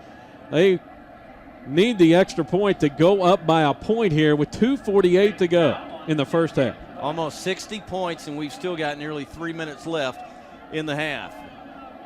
Powell's kick is high, looks good, and it is. No flags on the field. Timeout, 2:48. Jackets for the second time tonight reclaim the lead, 29-28. The barn burner continues from Collin County. We're back after this. We're back, Ron Post Stadium here in McKinney, Texas, and it's a barn burner, 29-28. Denison the lead the second time tonight, and Lance Sam Millen, you say you kind of recognize this kind of a score heading to the locker room. Absolutely. I'm not going to brag about our high school basketball team, but this is kind of the points we put up in the first half right here. This was a halftime score for us a lot of times in basketball. But the Jackets offense has had the ball for just, once again, 5 minutes here in the first half as the Jackets time of possession. McKinney's held it the rest of the time, and they're probably going to get it for most of this last 2 minutes and 48 seconds. And Jackets kicking from 15 yards further downfield after the penalty. Yeah, Lipka and Jackson will stand between the 20 and the 25-yard line. Jacob Powell in this Vision Bank Loan Production Office in Sherman kickoff, and he's going to boot it.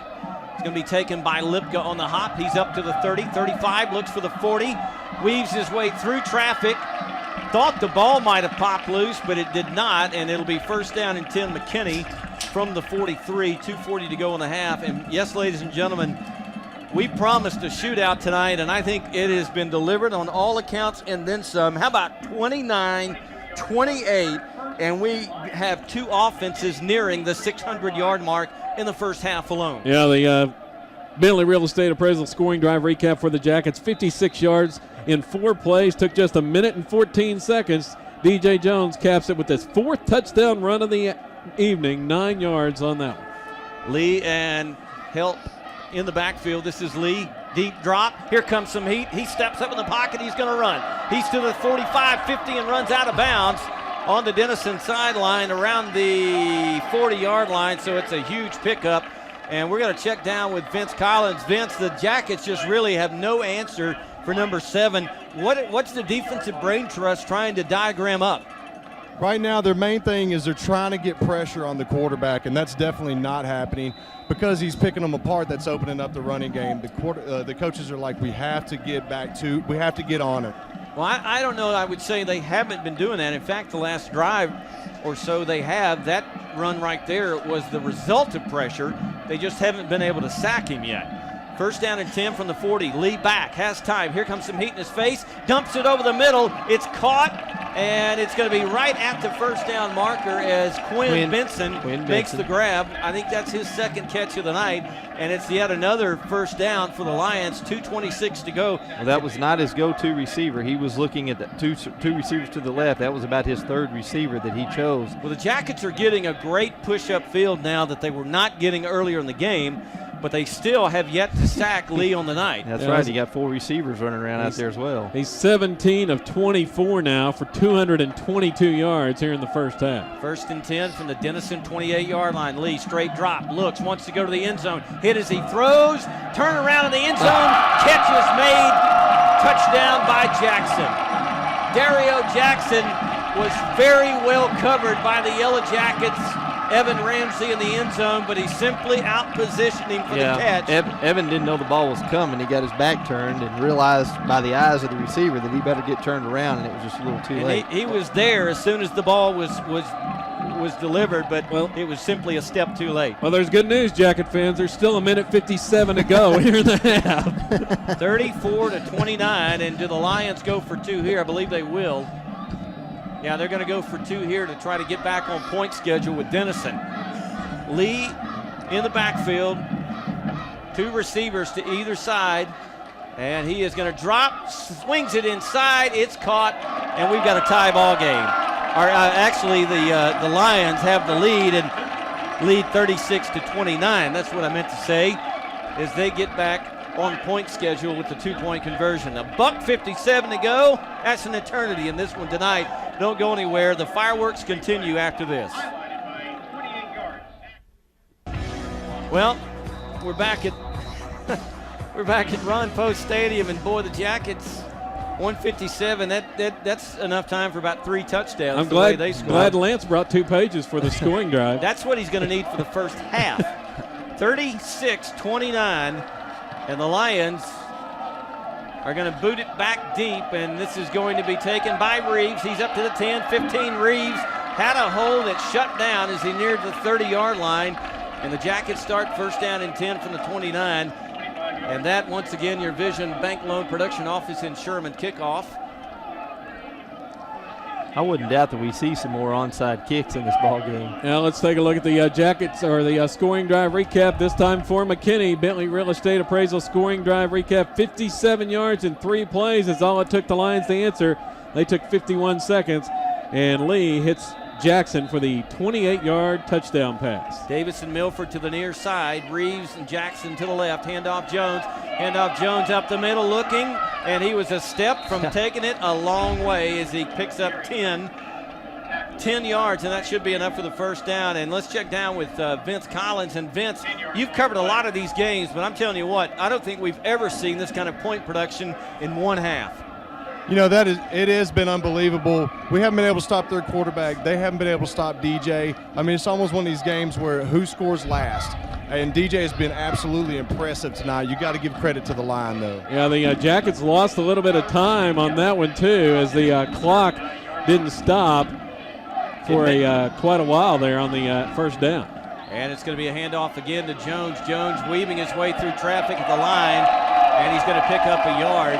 119 and counting in the 1st half. And I'm not sure it's going to be a case, Lance Sam Millen, of who's got the ball last. It may be a case of who runs out of oxygen. I was going to say, who wears out? I just noticed DJ looked a little tired there, and I think this is a good timeout. Timeout called. We'll join him. 1:16 to go in the half. Denison and a barn burner on the short end of things. 36-29, McKinney in the lead. We're back after this. Yeah, Halloween, not too many weeks away. The scary music, and this is a scary one for both squads. And Jackets facing 2nd down and 8, 1:16 to go in the half. And this is going to be a handoff to Jones. Jones stutter steps. He's to the 45, looks for some daylight, gets out to the 47, a yard shy of the 1st down, and it'll be 3rd down and short. And Jackets really need to keep this drive going, Lance Sam Millen, because there's some phone calling going on the sideline by the Jacket defensive coaches. Yeah, they're calling the Congress right now to help bail out the defense, I believe, to get a stop.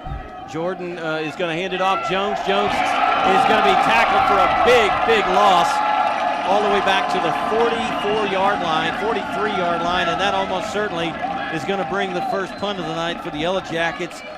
Jamariel Mack on the stop, and the Lions want a timeout, and Denison with 46 seconds to go. They just simply cannot afford. We're going to keep it right here. They cannot afford to go for it on 4th down and 6 and not get it. That would be just inviting a 2-touchdown deficit at intermission.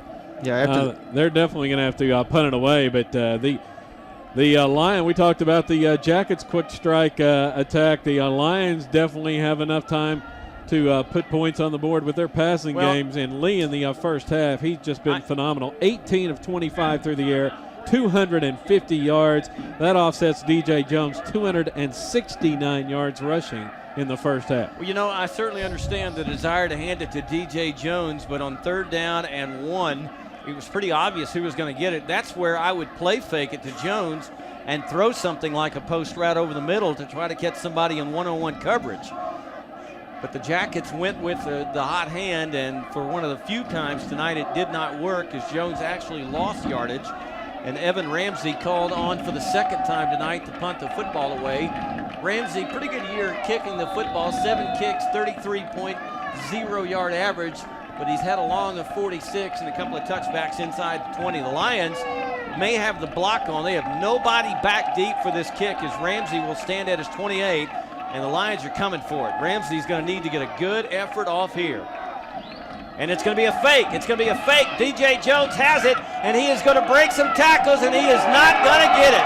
He is going to be denied 2 yards shy as the Jackets roll the dice and come up snake bit. Yeah, I think the Lion coaches might have had that one sniffed out, because that's why they weren't coming for the block. They were in the straight defense against the fake that time. Well, and I was surprised that the Jackets coaches didn't see that they were in that straight defense and just go ahead and bail out of it and call another timeout and just reset and rethink that. Well, that could certainly be a backbreaker for Denison. McKinney with all 3 timeouts remaining, 1st and 10. Yeah, the defense from the Jacket 47. Defense has to come up with a stop here, because McKinney's going to get the ball first to begin the 2nd half too. No question about it. Lee is in the backfield along with Helt, and he is back. Deep drop, throws over the middle. Ball's knocked up in the air, but no one could make the play for it for the Yellow Jackets. Ramsey was the closest, but he was still a couple of yards shy when the ball hit the turf. 2nd down and 10. Denison is getting a little bit better press coverage at the line, Lance Sandmillan. Yeah, they're starting to hit the receivers as soon as they come off the line to knock them off their routes. But then again, looks like Tyron Swinger there just did a great job breaking on the football as well. 2nd down and 10. Clock stops, 38 seconds to go. The Lions with all 3 timeouts in Yellow Jacket territory. And this is Lee. Deep drop. He is going to throw. It's caught like taking candy from a baby as he just found his favorite receiver, Lipka, and laid it in there on the sidelines. Lipka goes out of bounds. 34 seconds to go in the half. And the Jackets have given up yet another 1st down. And I just honestly, I'm just not sure that I understand the fake punt call on your own end of the field when you've shown an inability to stop McKinney, and they're going to get the ball first in the 2nd half. This is going to be Lee. He's back. Flush out of the pocket. Hit as he throws. The ball is thrown underneath, but caught for a 1st down and goal. Quinn Benson on the catch. Quinn Benson on a great job coming back with the football for the catch. That was thrown up for grabs. Well, the Jackets are on the verge of paying for their decision to fake punt it. 25 seconds to go. The Lions want a timeout. We'll join them. We're back after this. Well, the Jacket D is in a hole and then some. They have got to stop McKinney, because McKinney will come out and get the football to begin the 2nd half. And a touchdown here, and the Jackets could potentially be looking at a 3-score deficit early in the 2nd half. They have not been able to stop McKinney with one lone exception on the night. This is Lee back. He's flush, hit as he throws the ball, and it is it picked off? No, but what a great hit play. The ground.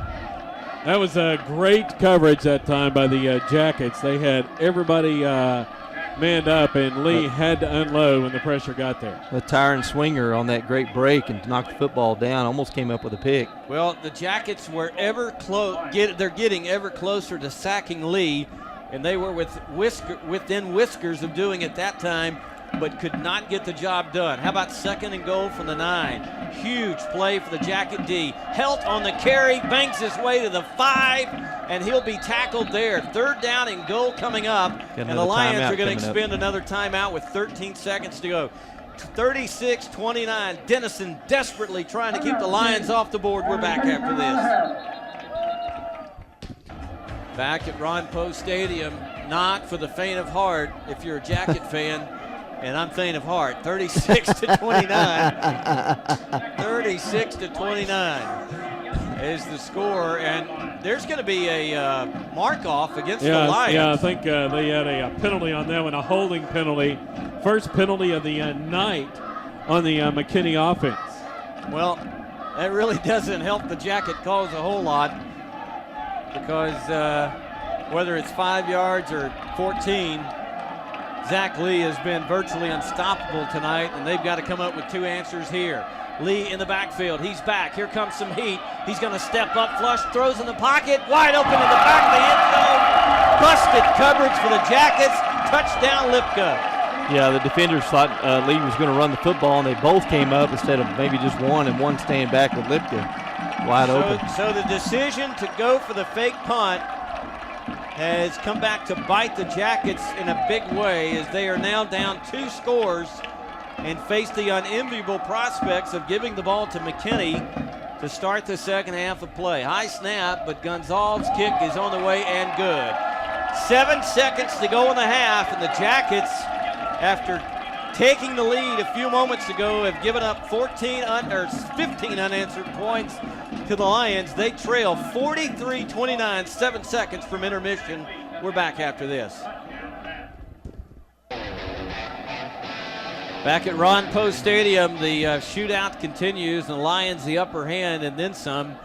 After Denison had stormed back to take a 1-point lead, the Lions have stormed back on their own, 2 unanswered scores, and they now have a 2-score lead, 43-29, and Monty Walker giving the Jacket fans something they don't want to hear. The most points the Lions have ever scored and not won a game in was 40, and they have 43 on the board, 7 seconds from intermission. Cody Reeves will stand back at his 3. Gonzalez will bang it away, and Reeves is going to get a chance to return it at the goal line. He's up to the 5, 10, 15, looks for the wall. He's to the 20, 25, runs over a man to the 34-yard line, and Denison has 1 second remaining before intermission to try to find some type of miracle. Now let's take a look real quick at the Bentley Real Estate Appraisal scoring drive recap for McKinney. Took him just 40 seconds to punch it in, 47 yards, 6 plays, the 14-yard touchdown pass from Lee to Lipka. Lee's 4th touchdown pass of the first half. He's got 302 yards passing in the first half. 21 of 30 is Lee's passing, 302 yards. B.J. Jones with 272 rushing for the Jackets. Could have 2 record-breaking nights. This is Taylor back to pass, sets up, throws the post route. Jackson intercepted at the 40. The return to the 50, 45, and the tackle made as time expires at the 30-yard line. Jackson was open. Taylor telegraphed it all the way. The safety, or the corner rather, Dominique Gardner came up, made the play, and returned it 25 yards. We're at intermission, and it's all Lions at this point, 43-29. We're back after this. 58 yards, and Quinn Benson, he caught 5 for 67 yards in the first half, 302 yards as Lee connected on 21 of 30 through the air to lead the way for McKinney. The Jacket defense going to have to dial up some answers here in the first half if Denison is to rally from this 14-point halftime deficit and stay undefeated on the season. We will take a timeout and be back with more from Ron Poe Stadium in McKinney as the American Bank of Texas halftime show continues in a moment. Yes, sir. We're back. Ron Poe Stadium, the king and queen. Prescott Mauk is the king and the homecoming queen.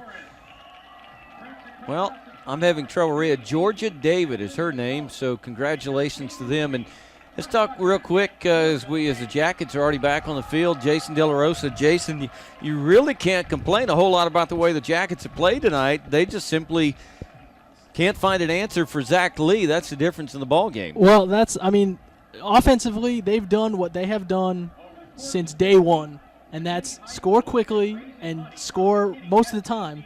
So you can't really be upset with that. But the defense, this is I know you want me to be nice, but this is bad. I mean, this is like uber bad because they just cannot get any stops. And the one stop that they did get, the kid dropped what would have been a first down catch. So it wasn't even like they did anything. So if they can't get a stop or a turnover, something, they're in a world of hurt because, as we know, McKinney's already up 2 touchdowns, and they're getting the ball to start the second half.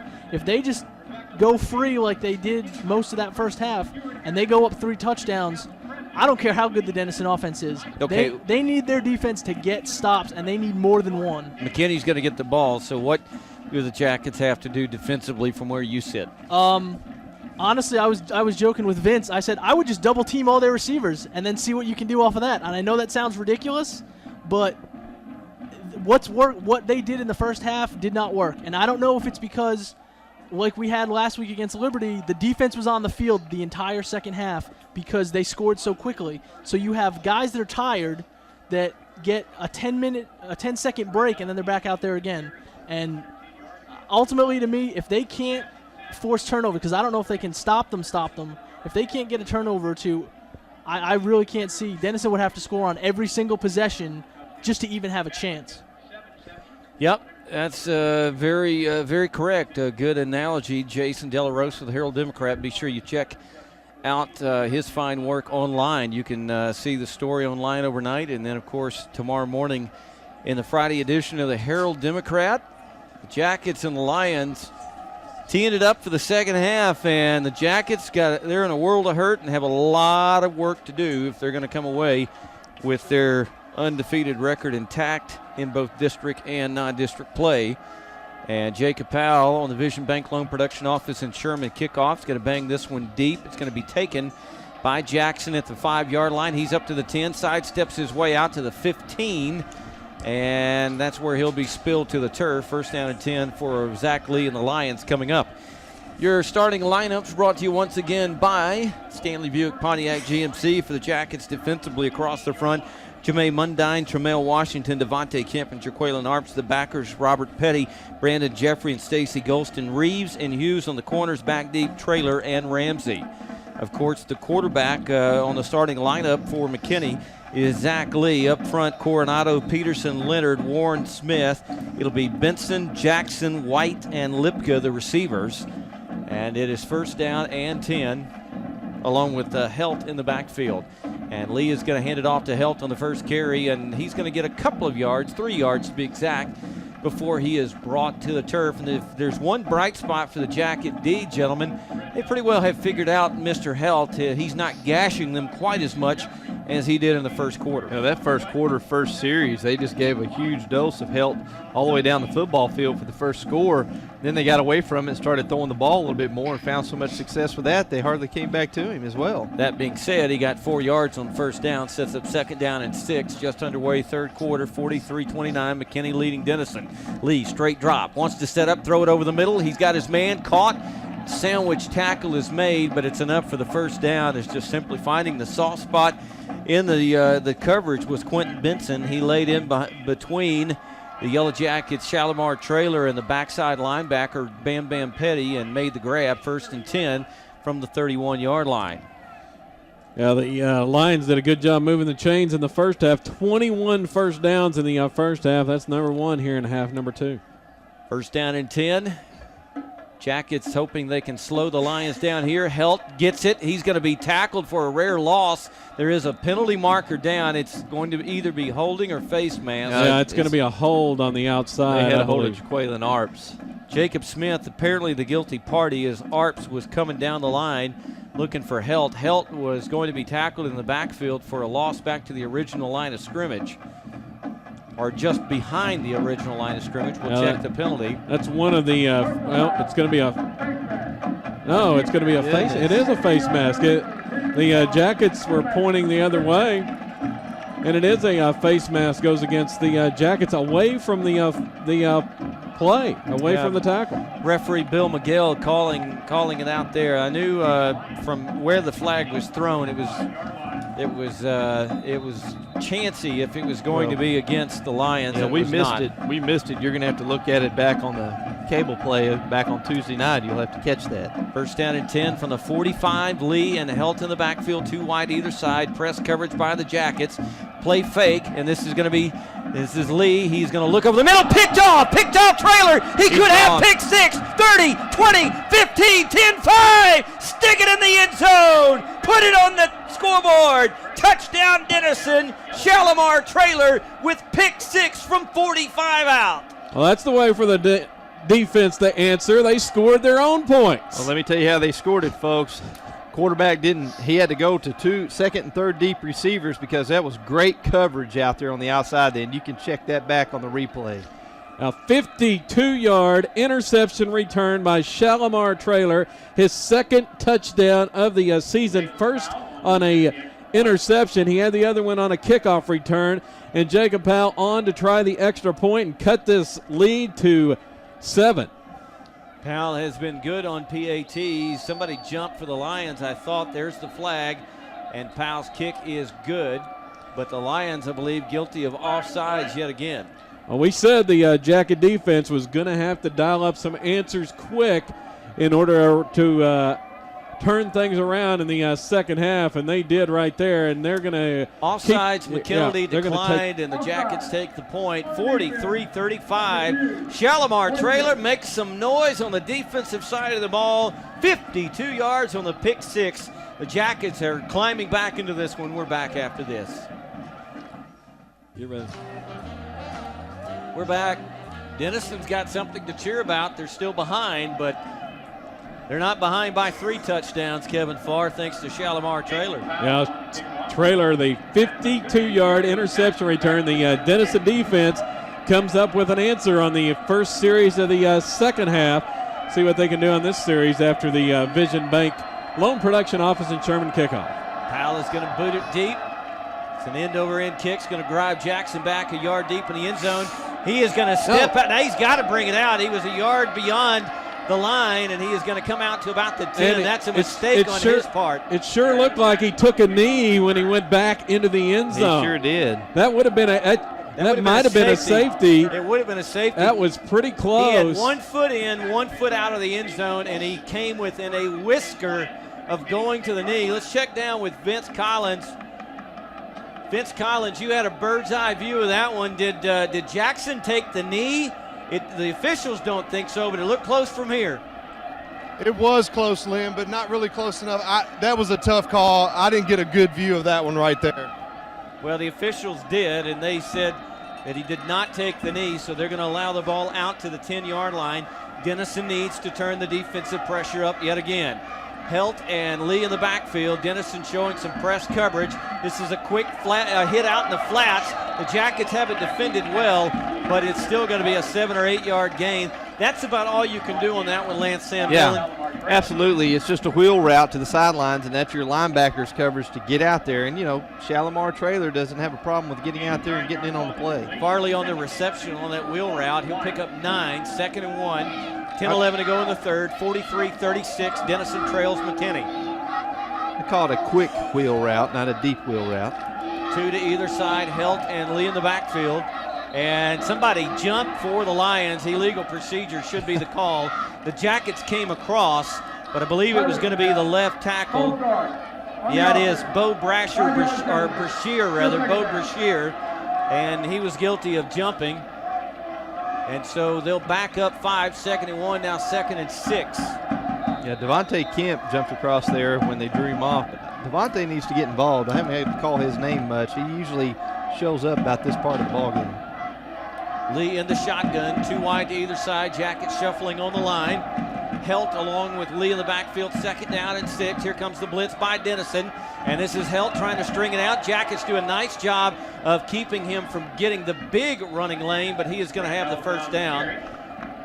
It looked like he had room to run initially. The Jackets kind of crowded things up, but there were so many blue jerseys downfield, they pushed him 4 yards downfield or 5 yards for the first. Yeah, he did a great job swarming the football, but Helt's just got good leg movement, enough to power himself forward for the first down.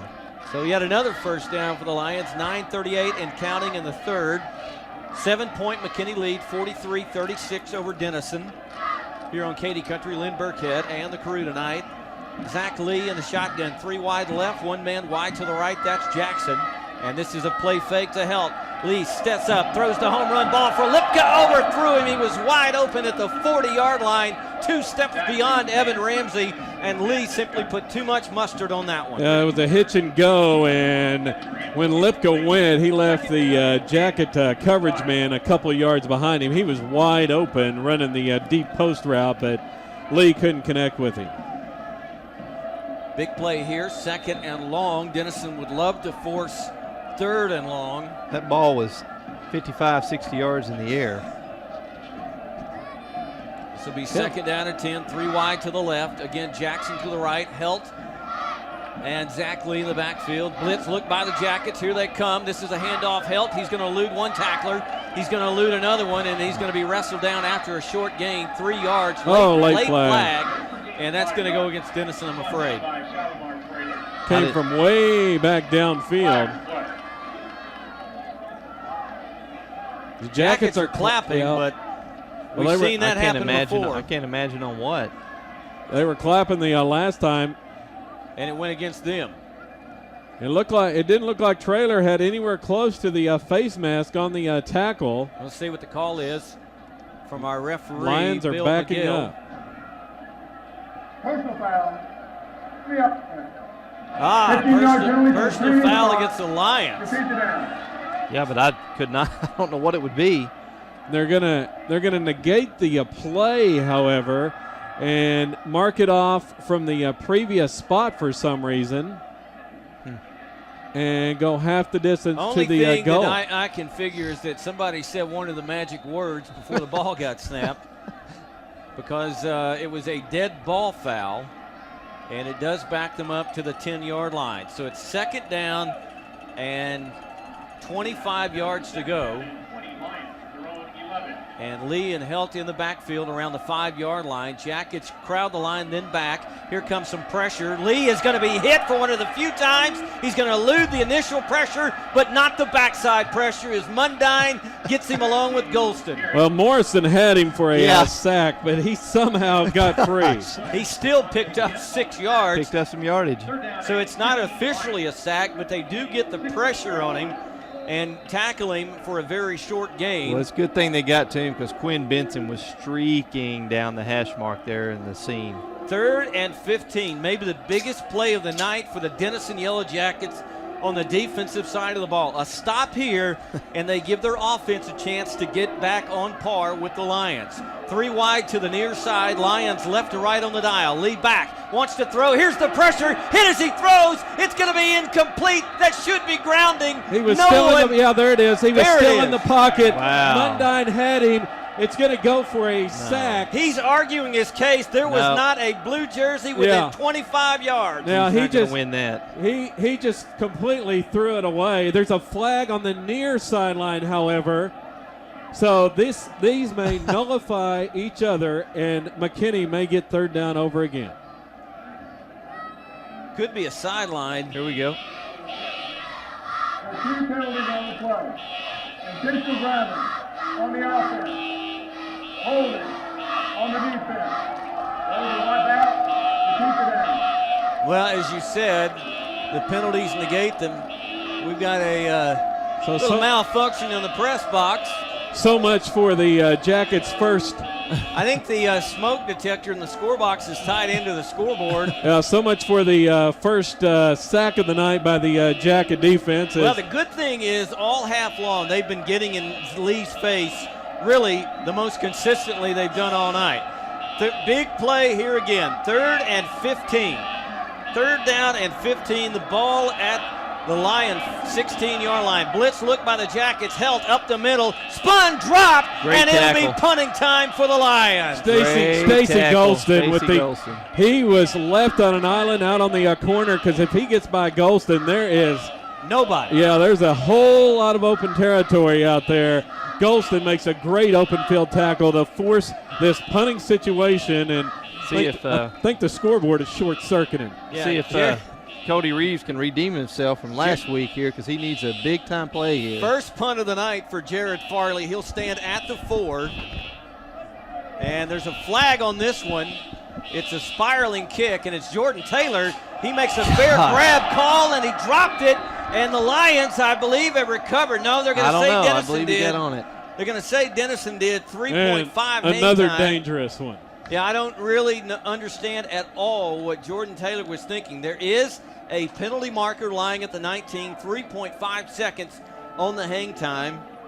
He's signaling. Offsides against the Jackets. 5-yard penalty. Still fourth down. I'm not. Well, I guess they're going to try to get a better kick out of this because they went ahead and took the penalty. That could have been disaster. Yeah, on the Jackets are living dangerously in the punt return department. Jordan's out. Reeves is back out there now. You mentioned in the two scrimmages that was the only part of the Jackets that you had seen that really scared you, and they've given reason every week to scare you even more with some just real questionable punt return decisions. First punt of the night for McKinney once again. Farley lining up this time at the 9. Gosh. The Jackets are offsides again. They didn't throw it. But they didn't throw the flag. Taylor's going to watch the ball get away from him, Reeves rather, and it's going to roll all the way down to the 25, 24, 23-yard line. And, well, your number one key to victory was play mistake-free, and that penalty just cost the Jackets 30-plus yards in field position. That time, 4.3 on the hang time. And now 54 yards on the punt after the roll, and the Jackets take over at their own 23, first offensive possession of the second half. Don't go away, folks. Absolutely. Milford and Jackson will split to the right. Davis to the near side. Tight look to the left for Denison. This is going to be handoff Jones. Jones running up the middle. Jones trying to get outside. Picked up 5 yards. He still had a big hole up the middle on the first carry of the second half. Jackets trailing by 7, but they have the ball back. Jones approaching the 300-yard mark. That carry carries him to 277 yards for the contest. This is going to be play fake. Jordan Taylor pulls it out of Jones' gut. Jordan Taylor 40, 50. Jordan Taylor leaping the man to the 40. Still going 35. He is to the 30 and tackled from behind at the 28-yard line. It looked like the hurdles at the Olympics as Jordan Taylor leapt the man at the 40-yard line, and he rolls all the way down to the 28, and he is slow to get up. Oh, he got smashed from behind. If you've seen Noshawn Moreno's hurdle of a defender, Jordan Taylor pulled one out of Noshawn's book right there as he completely hurdled the defender at the 40-yard line and picks up an extra 12 yards down to the 28. So much for field position. The Jackets are deep and are in Lion territory. Maybe not deep yet, but they have the ball at the 29, and they see something they don't like. Timeout called. 6:04 to go in the third. 43-36. McKinney over Denison. Back after this. Back at Ron Post Stadium, and let's check. I want to go ahead and jump down to the field real quick. Check with Vince Collins. Vince, this is tense. This is almost like a playoff game tonight. Lots of emotion. You know it is, Lynn. It's amazing the way it feels out here tonight. You got two great crowds really into this football game. You can tell that it's a lot on the line with it being the second game in district. These teams do not want to lose this game. No question. Too wide for Denison. Handoff Jones. He is stutter-stepping his way through traffic to the 30, finds his way to the 25, and it'll be a pickup of 3 yards on the carry. So the yards continue to pile up for DJ Jones. He has a shot at perhaps becoming taking the all-time single-game rushing mark if he can add a couple of big runs here the rest of the way. 5:38 and counting in the third. Second down and 8. And this is going to be Taylor, play fake to Jones, rolling right. Here comes some pressure. He's going to step up and run. And it's Taylor breaking tackles, 20, sidestepping another one inside the 15. He's down to the 14, first down, Denison. And he is making some moves downfield. Golly. That was a fantastic move at midfield. You can see it on our playback on Tuesday night on Cable 1. You want to catch him. That was a fantastic move out in open field. Left a couple of defenders standing still. Yes, indeed. 6:30, Cable Channel 32. And also we'd like to welcome our good friends from McKinney tonight as they're tied into our broadcast as well. Going to be first down and 10. 2 wide to the right. One man Davis to the left. And the Jackets are going to give it to Jones. Jones is weaving his way through traffic down near the 10-yard line. He's going to pick up about 5, and so he should be nearing the 290 mark. Well, 284 on the night now for DJ Jones, but Jordan Taylor, he's close to breaking 100 yards on the ground. He's got 5 carries on the night for 90 yards. 2nd down and 7, 4:39 and counting in the 3rd. 7-point deficit for the Jackets. They trail McKinney 43-36. Jones heading right, trying to get outside. He turns it inside 10 to the 5, strolling to the cup pylon, stick it in the end zone, and put it on the scoreboard. Touchdown Denison from 15 yards out. Touchdown number 5 on the night for DJ Jones, known around these parts as Thunder of the Thunder and Lightning combo. I was just going to say DJ's been having a little bit of trouble now finding the seam up the middle, and that time just a straight give to the sweep to the right, and he just outran everybody to the corner. All right, crucial extra point now for the Jackets that would tie it with an eternity left in this one. 4:28 to go in the 3rd. Unreal offensive performances on both sides of the ledger tonight. Powell is on for the PAT, Hughes to hold. Somebody might have jumped again for the Lions. Kick is automatic. No flags, and it is good. So with 4:28 to go, the Jackets have made up a 2-score deficit. We're not at 43 apiece as the Thunder and Lightning show continues for McKinney. We're back after this. Back at Ron Poe Stadium, I tell you what, we're earning our keep tonight.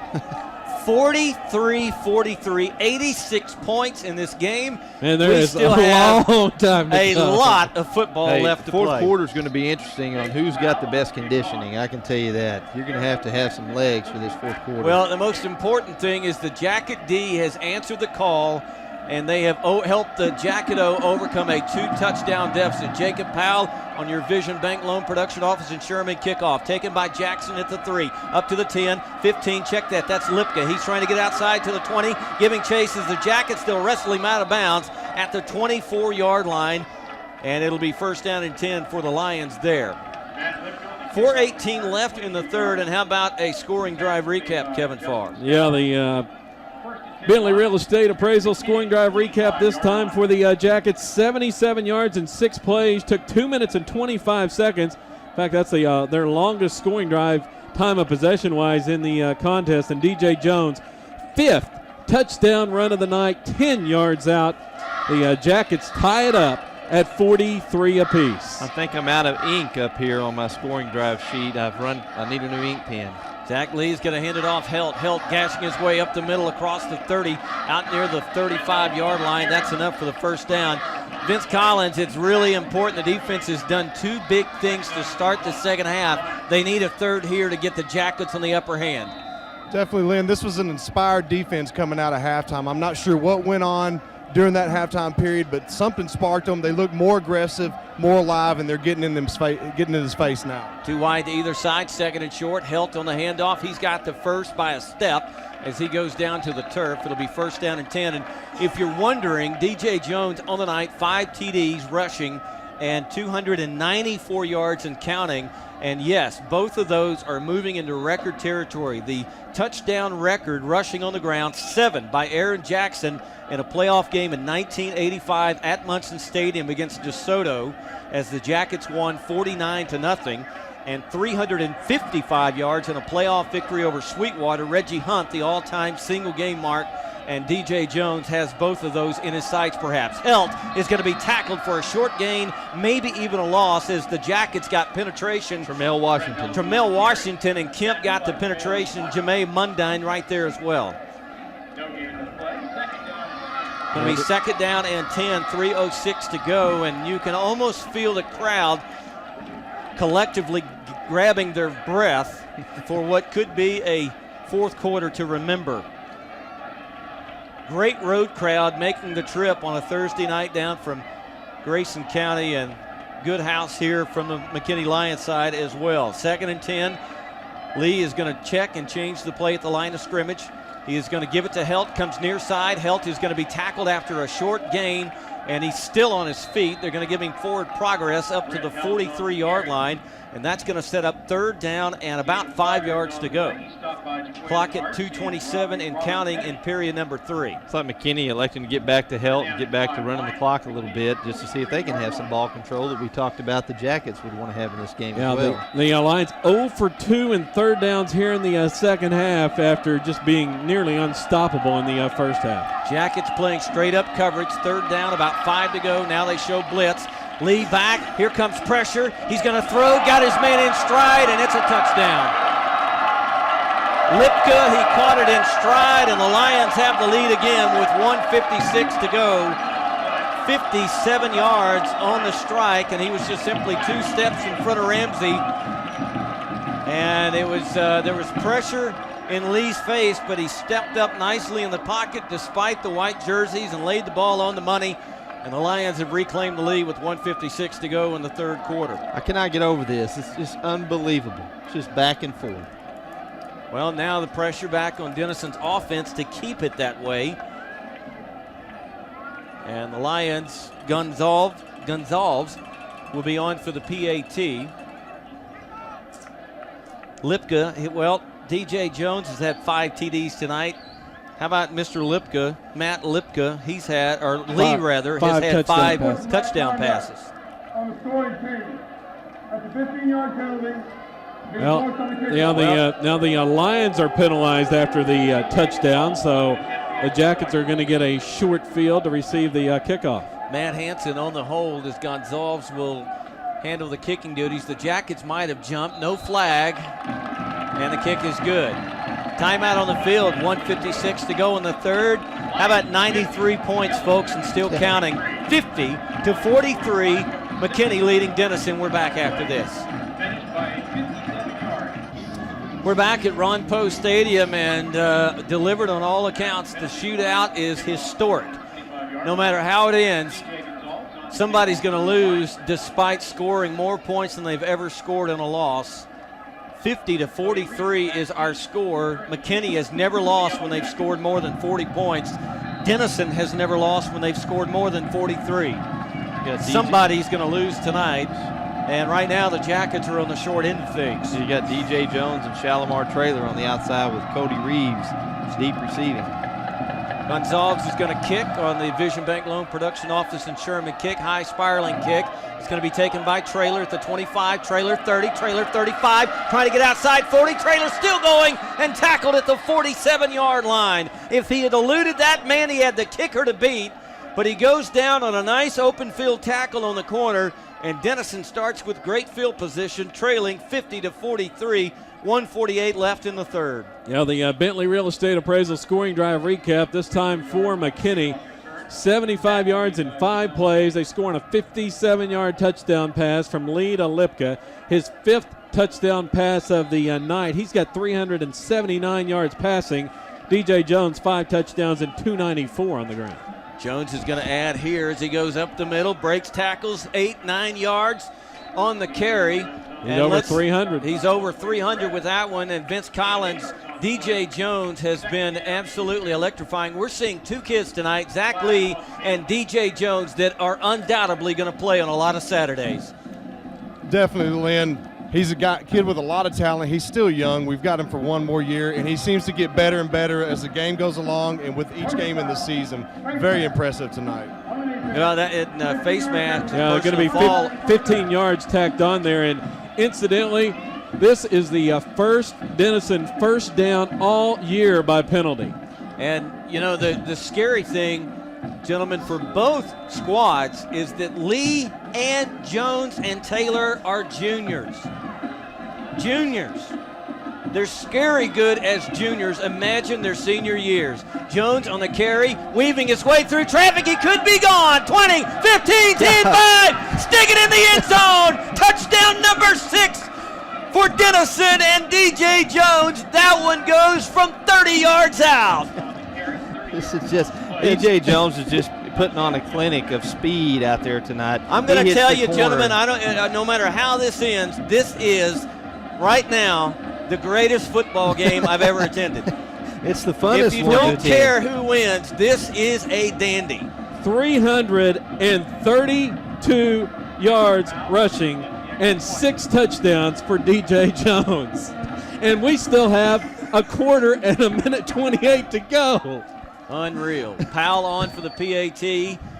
Kick is on the way. Looks good. It is. How about 100 points on the board and a quarter and a minute and a half to play. Unreal shootout from Lions Stadium. Ladies and gentlemen, this is history being made. Who's going to win? We have no idea. We're back after this. We are still not complete through 3 quarters, and our score is 50-50. And no, this is not a basketball game. As Jacob Powell boots the Vision Bank Loan Production Office in Sherman kickoff. It's bobbled by Jackson, picks it up at the 10, the 11. He is retreating. Denison giving chase, turning him around and pinballing him down to the turf finally at the 10 or 11-yard line with 1:18 to go in the third. I'm not lying, folks. 50-50 is the score.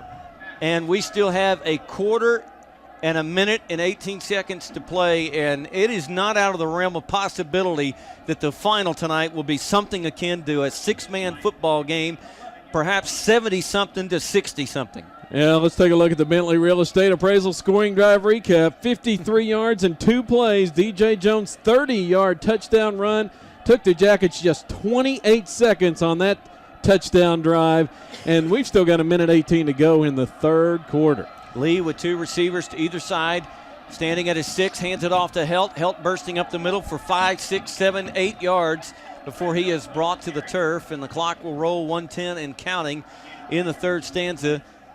If you're thinking about these types of things, McKinney has all 3 timeouts remaining heading to the fourth. Denison has used 1, so they have 2 remaining. We are in record territory. Neither team has lost when scoring this much points. And I think this is probably the most points combined for either team in a contest. Helt is going to be tackled for a short game, but it's enough for the first down.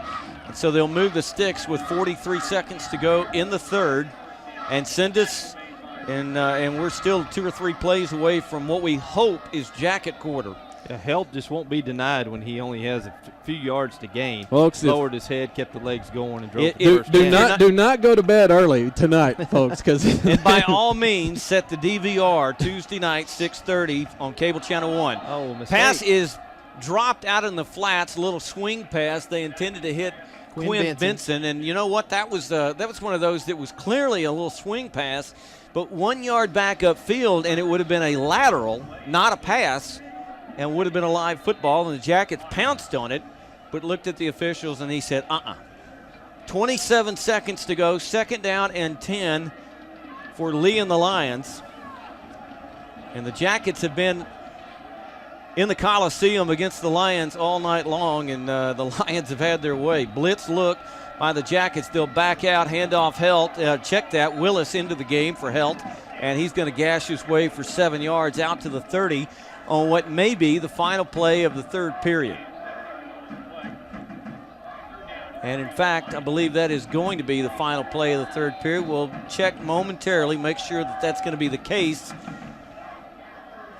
And it is. We have expired 3 quarters, and 100 points and counting are on the scoreboard, 50-50. Who's going to win this one? Flip a coin. That might be the best way to figure it out.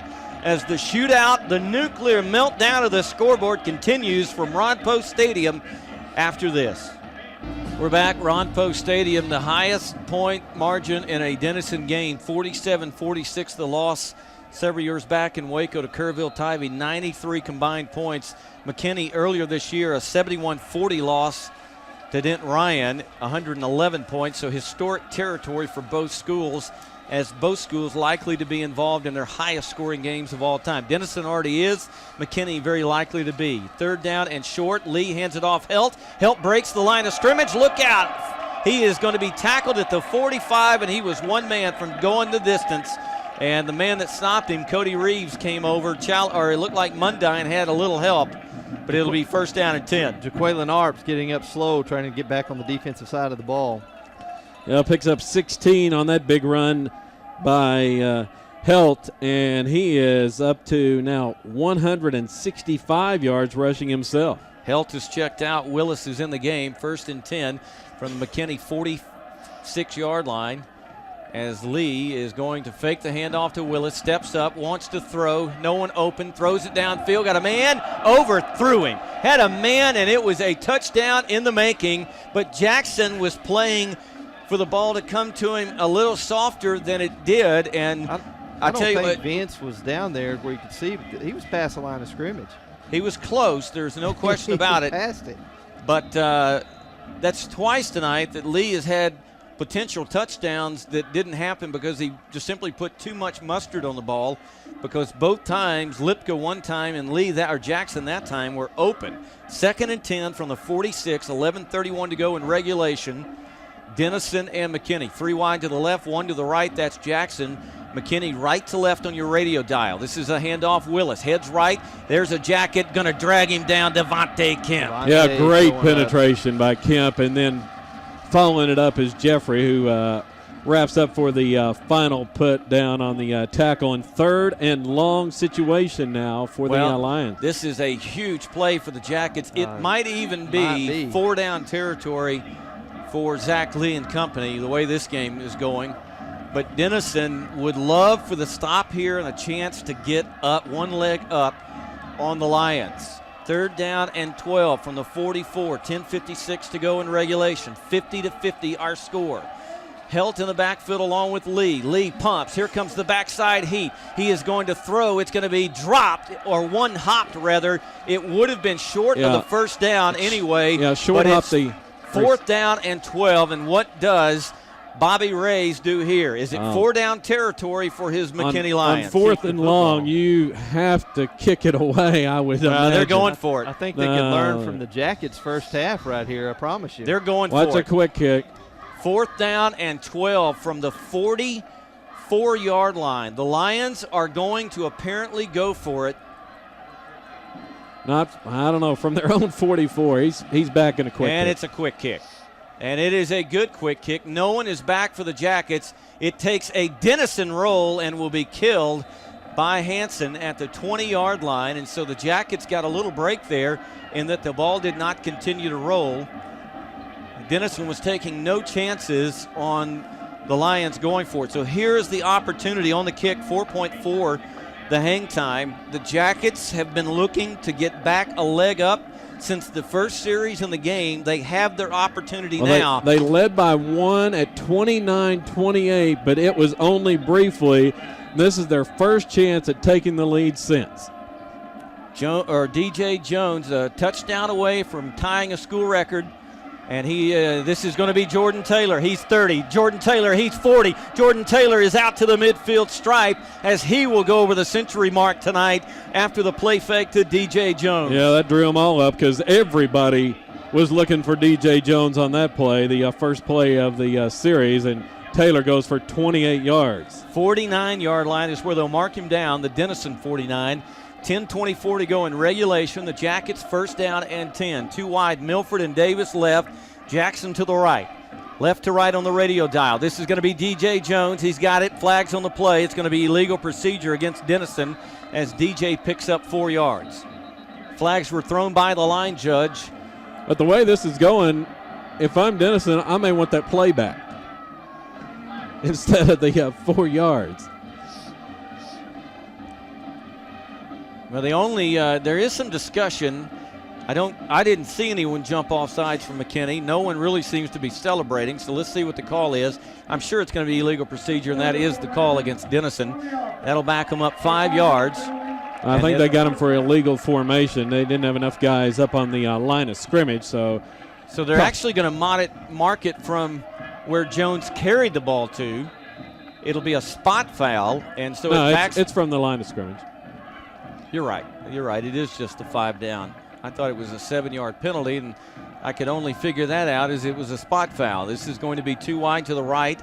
Milford and Jackson, handoff. Jones coming near side. Jones 45, Jones 50, Jones 40, Jones to the 35, still going. Jones 30 down to the 25. And can you say school record? I believe on that carry, DJ Jones has set the all-time single-game rushing yard mark. Kevin Farr, can you confirm it? Now 360 yards on the night with that 28-yard run by DJ Jones. The Junior Jones surpasses the great Reggie Hunt for the greatest single-game rushing effort in Denison High School history.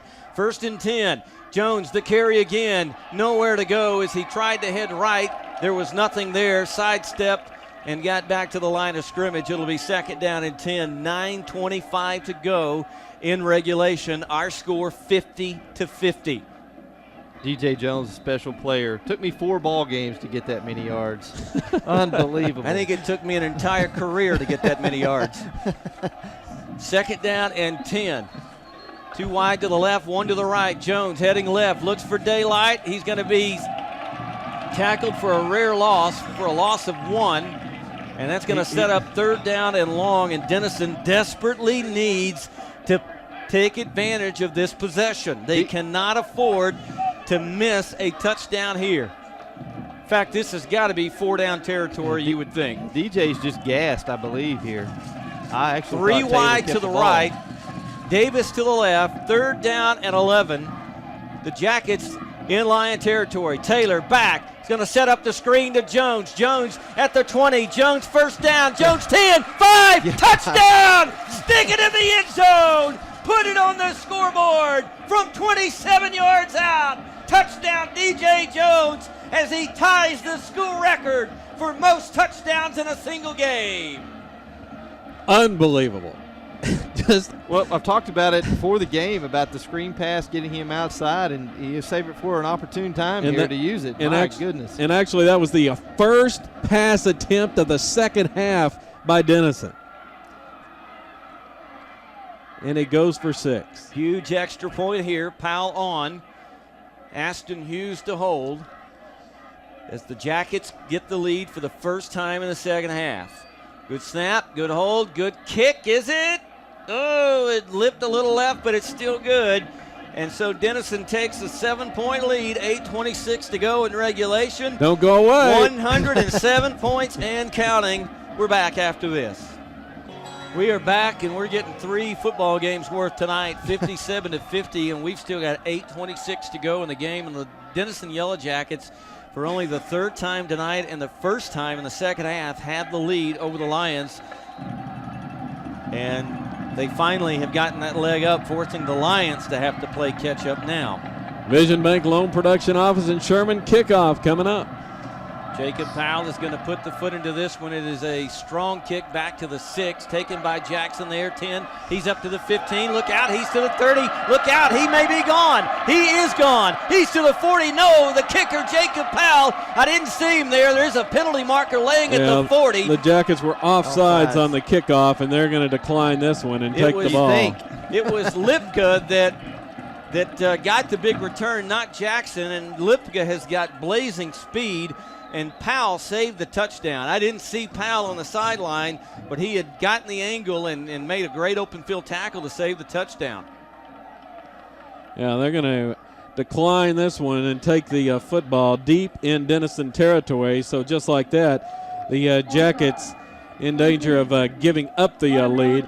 Let's take a look real quick at the Bentley Real Estate Appraisal scoring drive recap for the Jackets. 79 yards in 5 plays. Took 2 minutes and 10 seconds off the clock, and it was capped by the 27-yard touchdown pass from Jordan Taylor to DJ Jones.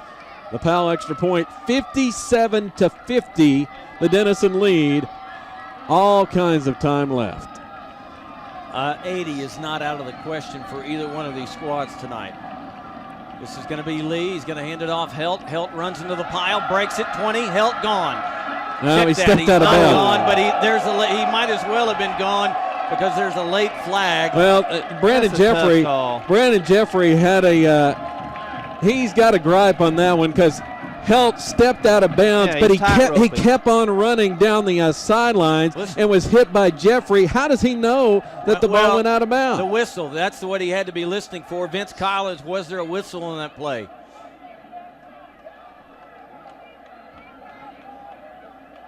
Not sure that Vince. Well, Vince was all the way across the field. You play to the whistle, and if the official blew the whistle, then the play is dead, whatever your eyes tell you. He had to have a pretty quick whistle. That was bang, bang. Well, just like that, Zach Lee and the Lions are trying to tie it up with 8:09 to go. I'm telling you, 100 might not be out of the realm of possibility tonight. This is Lee handing it off to Helt. Helt gashing his way inside the 5, turning the legs down to the 3. How about 2nd and goal from the 3? Vince Collins, the Jackets just cannot pull away from the Lions tonight, can they?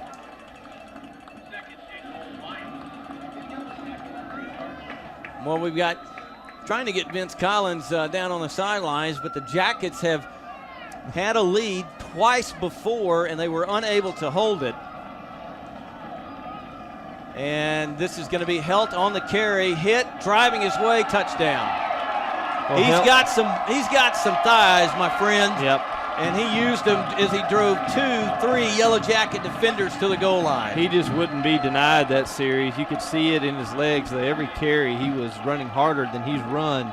It's probably since the first quarter, first series. Well, that right there puts this game into the history books for the Lions, the most points ever scored in a game that they've participated in. And we've got a long way to go. This is going to be Gonzalez, kick on the way. The Jackets had a shot to block it, but they don't. And we're knotted again. 57-57, 7:34 to go. We are back after this. We're back at Ron Post Stadium, and I got to tell you, in all of my 20 years of broadcasting, I have never witnessed a game like this. 57-57 As long with as 7:34 to go in regulation. We may play until tomorrow if the. Don't say that. It's arena. No, don't say that. It's arena football. 6-man football. Hey, we may be here when Monty's game starts tomorrow night. They may get backed up.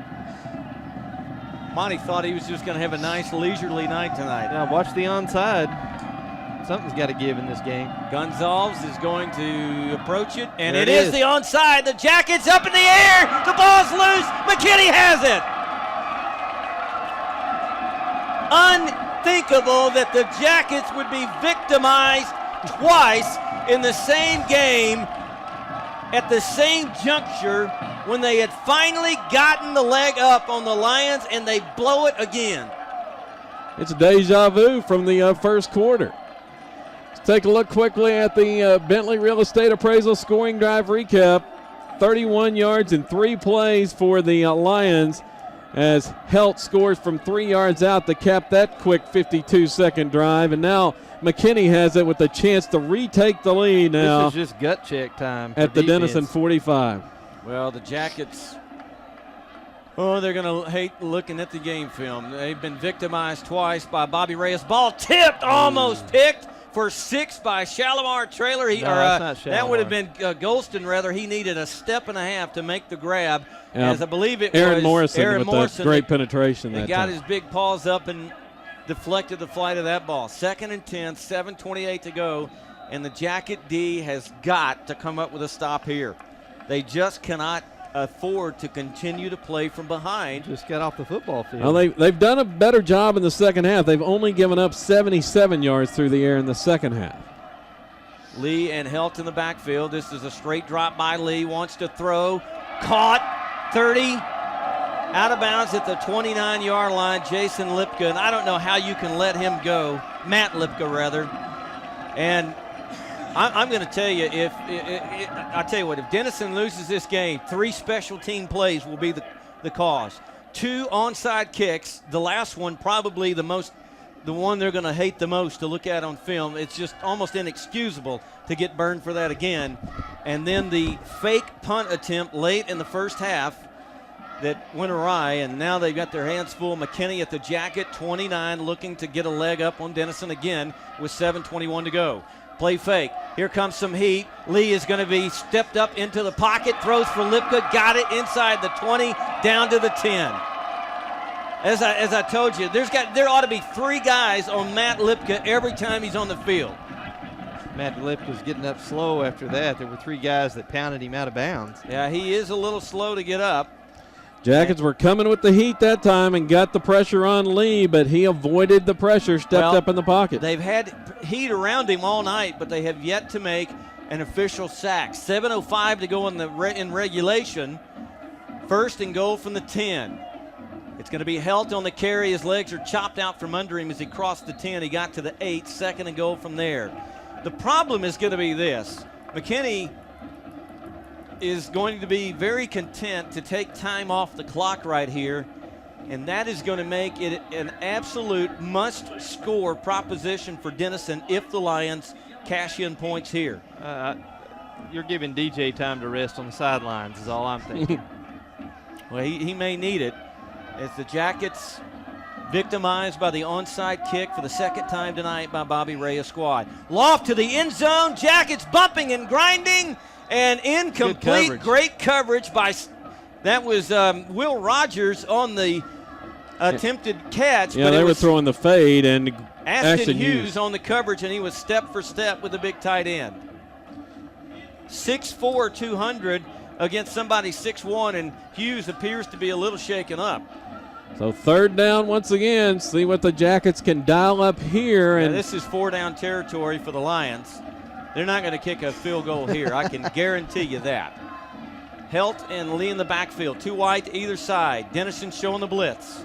Lee calls for the ball, runs the option, wants to pitch to Helt. Helt is going to be tackled at the 6-yard line, and it'll be third and goal from the 6. Fourth and goal from the 6. Yep, Ashton Hughes comes up to make the big tackle, stops him at the 6, and here comes the call from Bobby Reyes. The call, maybe the call of the game right here. See what they do. For both squads, Denison needs a stop in the worst way. The Lions are going yet. Now they're going. They're going to go for it. Looking for a big goal line stand. Helt is in there. Somebody's got to have quarterback. Lee, Helt, and 2 wide to either side. 4th and goal from the 6. Lee back, throws it. It's caught. Is it a touchdown? No indication yet. Yes! Gosh. The guy that could see it never signaled anything. They waited and waited and waited till the receiver came up with the football on 4th down. It was Dario Jackson. And if Denison loses this game tonight, it is because they were asleep at the wheel not once but twice on onside kicks. Almost unthinkable. The first time perhaps, the second time late in the game, no way. You've got to be ready for that, and the Jackets weren't. Gonzalez is going to bang it through, and 64-57 is the score with 5:32 to go, and after Denison clawed so hard to get a leg up in the scoring, they're now down a leg, and they face an absolute must score when we come back. We're back after this. We're back at Ron Poe Stadium, and it is a tightrope act tonight, 64-57. And it's literally a case of who will blink first. And we are down to crunch time. The Jackets really have very little room beyond this next drive. You would think they almost have to score on this possession to stay in this game. On the Vision Bank Loan Production Office kick, Cody Reeves, 5-10. Reeves up to the 15. Reeves 20, look out. Reeves is still going 40. Reeves looking for blocks, and he's tripped up at the 45-yard line, or he might have scored. Well, they'll get him out of a hole in a hurry. What a game. 51 yards on the kickoff return by Cody Reeves. Sets them up shop in Lion territory with 5:23 to go as we take a look at the Bentley Real Estate Appraisal scoring drive recap. For McKinney, 45 yards, 7 plays. The Dario Jackson 6-yard touchdown reception on 4th down, and it's 64-57, 420 yards passing for Lee tonight. First down and 10 from the Lion 46. The Jackets need a touch. DJ Jones on the carry. He is up the field, weaving, spinning his way to the 39 before he stopped. 7 yards as he continues to add to the school record. Vince Collins, it is tense time on the Denison sideline. It is, Lynn. You know, the momentum was going our way, and then things changed quickly. This is, I mean, y'all probably said it multiple times, a barn burner tonight. Who's going to score last? I think this is a nuclear meltdown. Well, the best thing that could happen for Denison probably would be to run this clock all the way down and score right at the end to force overtime, and then at least you're guaranteed of a chance. DJ Jones on the carry, headed to the near side. Nothing there, and he is going to be swarmed down for a loss, setting up 3rd down and long. I think the order's just getting tougher and tougher to try to get in the middle of the pack there. Well, it's 4-down territory for the Jackets with 4:24 to go in the game. He lost 3 yards on that carry back.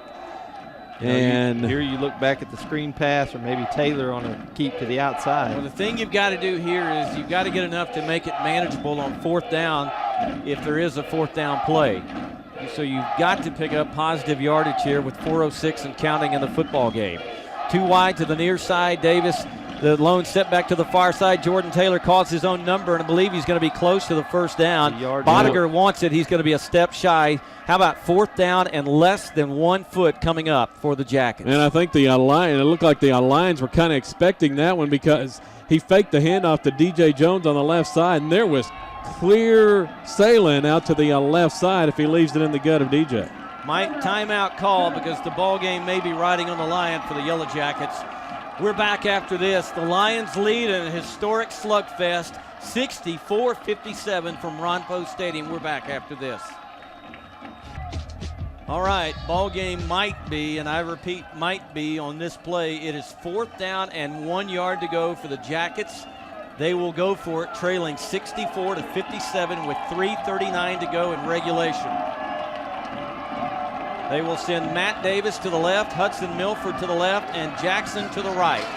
Jones will be a slot man to the right, and Jordan Taylor will check, see what the coaches want after they view the McKinney Lion defensive alignment.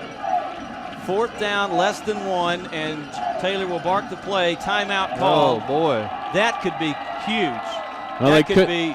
We're going to keep it right here, but they could not get the play they wanted called in time. Well, and they're going to burn their final time out of regulation. Yeah, they tried to make an adjustment based on what McKinney was doing defensively.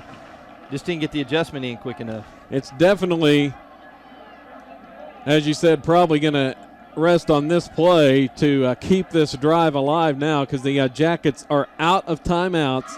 3:39 to play in the 4th quarter. Well, the Jackets have burned their timeouts, and that's not good with 3.5 to play and in a game of this magnitude. And Denison's clock management all year has been a little bit on the iffy side in the second half, and let's hope tonight it doesn't come back to haunt them. Ball game could be riding on this. Certainly not if the Denison defense can stop McKinney, but that would be what would have to happen. 4th down and 1. 2 wide to the right, 1 to the left. Taylor, handoff Jones. Jones up the middle. God. He's gone! He's gone! He'll set the school record for touchdowns in a single game. 4th and 1 from 38 yards out. Stick it in the end zone. Put it on the scoreboard. Touchdown, Denison. I don't know how it happens. I mean, who are you looking for to get the football? 2 people. 8 touchdowns on the night. Wow. Nearing 400 yards on the ground. Not nearing. He's over 407 yards rushing tonight for DJ Jones on 25 carries. What we got here? The Jackets may be going for 2. They are. They're going to go for the win right here, perhaps. Jordan Taylor, the shotgun snap. He's in. Is he going to He's cross in. it? Oh, my goodness. The swinging gate worked to perfection as Taylor quick snapped it, rolled right, and dove to the end zone. 65-64 Denison. He caught the Lions napping on the extra point. The Jackets lead by a point, but there's still a ton of time left with 3:32 to play in the 4th quarter. Well, that one thing for sure now, we're not going overtime. No, we're not. And I think Cody Reeves believed his best chance to win was in regulation. Fellas, and this is not a basketball score, people. 65-64 in the 4th quarter. The Jackets have retaken the lead in this seesaw affair all night long. And now the onus is on the Jacket D. They simply have to come up with a stop here. Let's take a look at the Bentley Real Estate Appraisal scoring drive recap quickly. 46 yards in 4 plays, and it was a DJ Jones 37-yard touchdown run that capped it. The Jackets needed just 2 minutes to put the points on the board, and it's going to be up to the defense, as you said, to come up with a stop.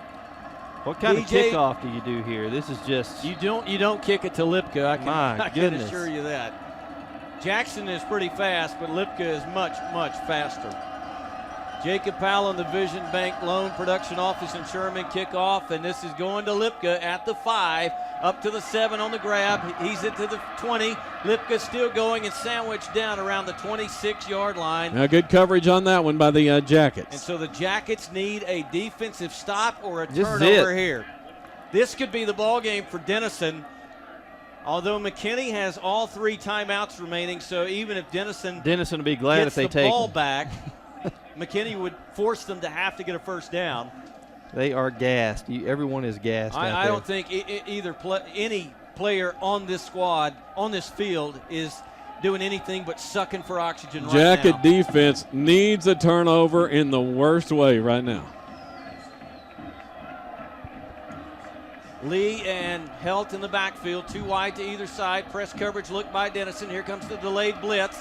Lee is going to flush, throws downfield. The ball is going to be, he dropped Lee. He almost A made la a New York spectacular But the catch. reason he did not is Cody Reeves was able to catch up and disrupt him as he tried to haul it in on the circus grab. That was nearly a grab off the shoulder pad, one-handed, a la the Giants in the Super Bowl. Yeah, that was My that was Lipka.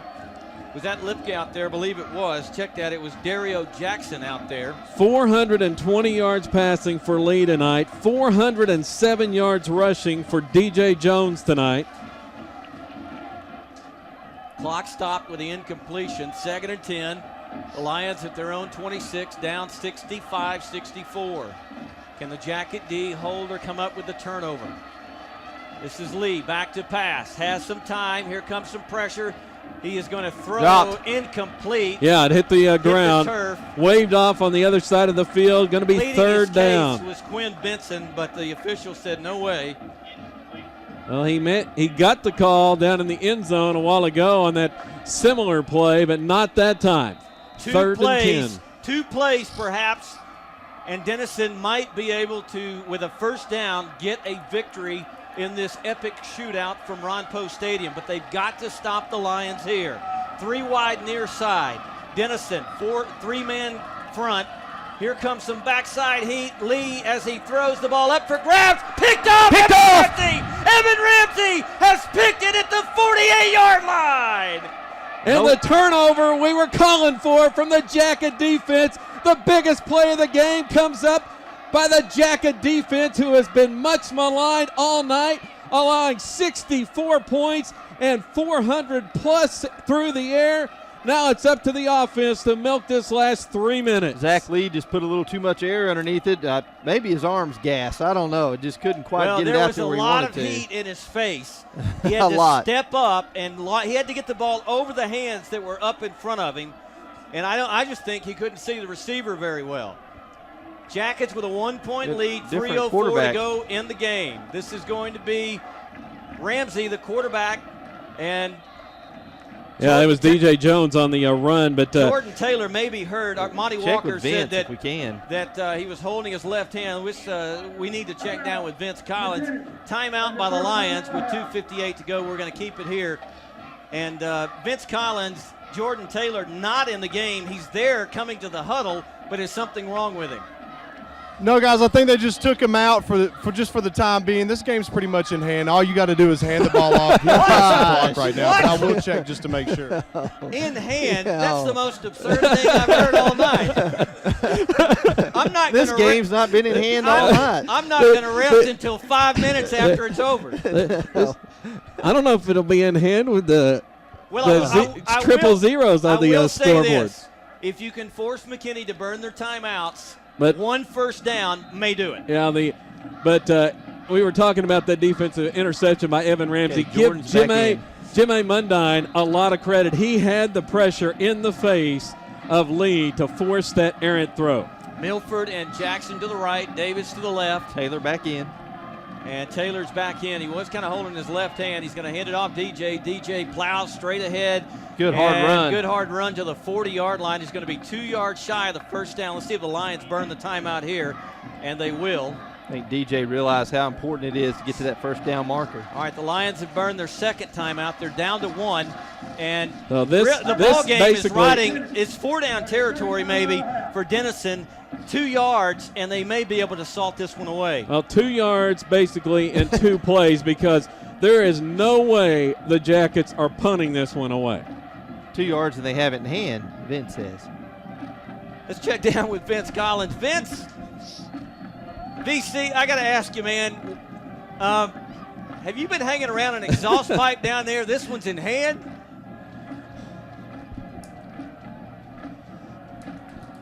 I think he's mad at me. I think he thinks I threw him under the bus on that one.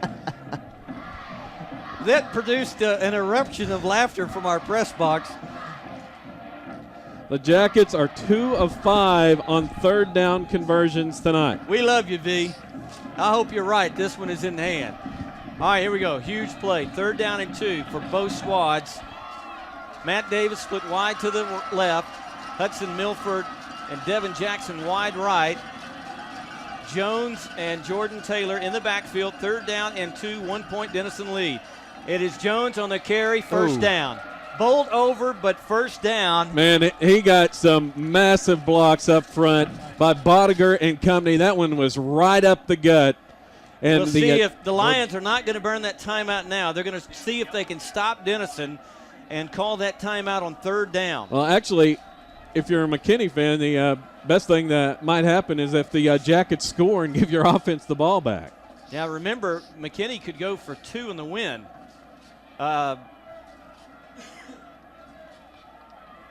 Well, actually, if they scored, they could go for 2 to prevent Denison from being.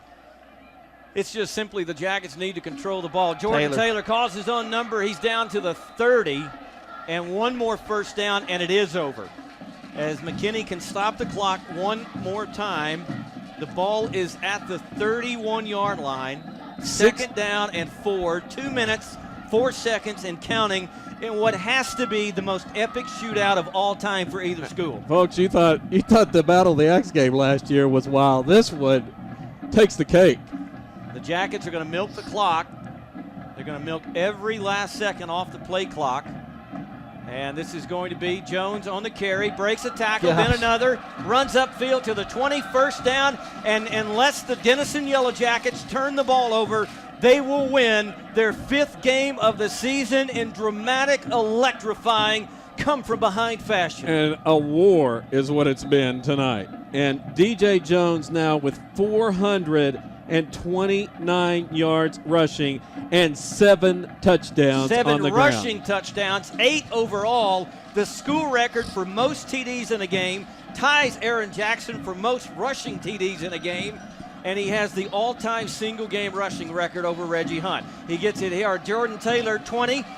Jordan Taylor, he's to the 10 and down to the 9, and that'll put the nail in the coffin, barring a turnover and a return with 1:11 to go. Boy, Jordan's getting up slow. I think if he was healthy right there, he just takes it on into the end zone. And so Denison will look forward to its game a week from tonight as Frisco Wakeland comes to town for homecoming.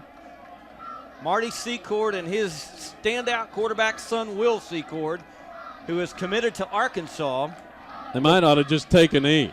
Yeah, that would be the appropriate thing to do here. It's a shame either team is going to lose this contest, and this is going to be a handoff. Jones to the 5. No, he went fell down. He fell down at the 5. That was the smartest run of the night for DJ Jones, I'm telling you. Vince Collins, any breathing easy or sigh of relief on the sidelines for Denison? It is, man, to see these guys persevere, to see the crowd that came and stuck through this game on a Thursday night. This is a very impressive win. You hate to see them give up 64 points, but to be able to not give up when you're down 3, that's awesome. Well, they were actually down 2 scores. We were worried about them being down 3. And, of course, Shalimar Traylor perhaps with the biggest defensive play of the night, gentlemen. The big INT. The pick 6 as he went 52 for the touchdown, and that really got the Jackets back in this one. These teams are going to be thrilled if they've got a ball game on Friday night next week to get the extra day rest. Well, the best thing Denison can do is to take the knee here, because they do not want to score and give the ball back to McKinney for one last try. They just simply want to take the victory formation twice and go to the house. And thank goodness the Jackets got off to that quick early start with Jones going the distance. And also thank goodness for a 7 o'clock start, or we'd be here to about 1 in the morning. Okay, this little V formation here. Yeah, this is a victory formation. They just need to take the knee twice, avoid the turnover, and put this one in the books. Taylor will go to the knee, and Denison may have to snap the ball one more time, depends on when they wind the play clock. But that's going to effectively do it, barring a turnover and a miracle at the end. 30 seconds to go in the game, and now the play clock has started, so Denison will take a knee one final time. And barring a disaster, Denison will win one of the greatest shootouts I've ever witnessed at any level. The play clock is down to 7 seconds, and there's the knee. And this one, ladies and gentlemen, is going to be in the books. We're inside of 5 seconds. Count them down. 4, 3, 2, 1. And the Jackets begin to celebrate one of the greatest offensive wins of all time. 65-64 in a shootout for the ages between Denison and McKinney. Unbelievable. We have witnessed something, gentlemen, we'll never witness again. It was epic. Until next year at Munson Stadium, perhaps. Exactly. I tell you what, these teams are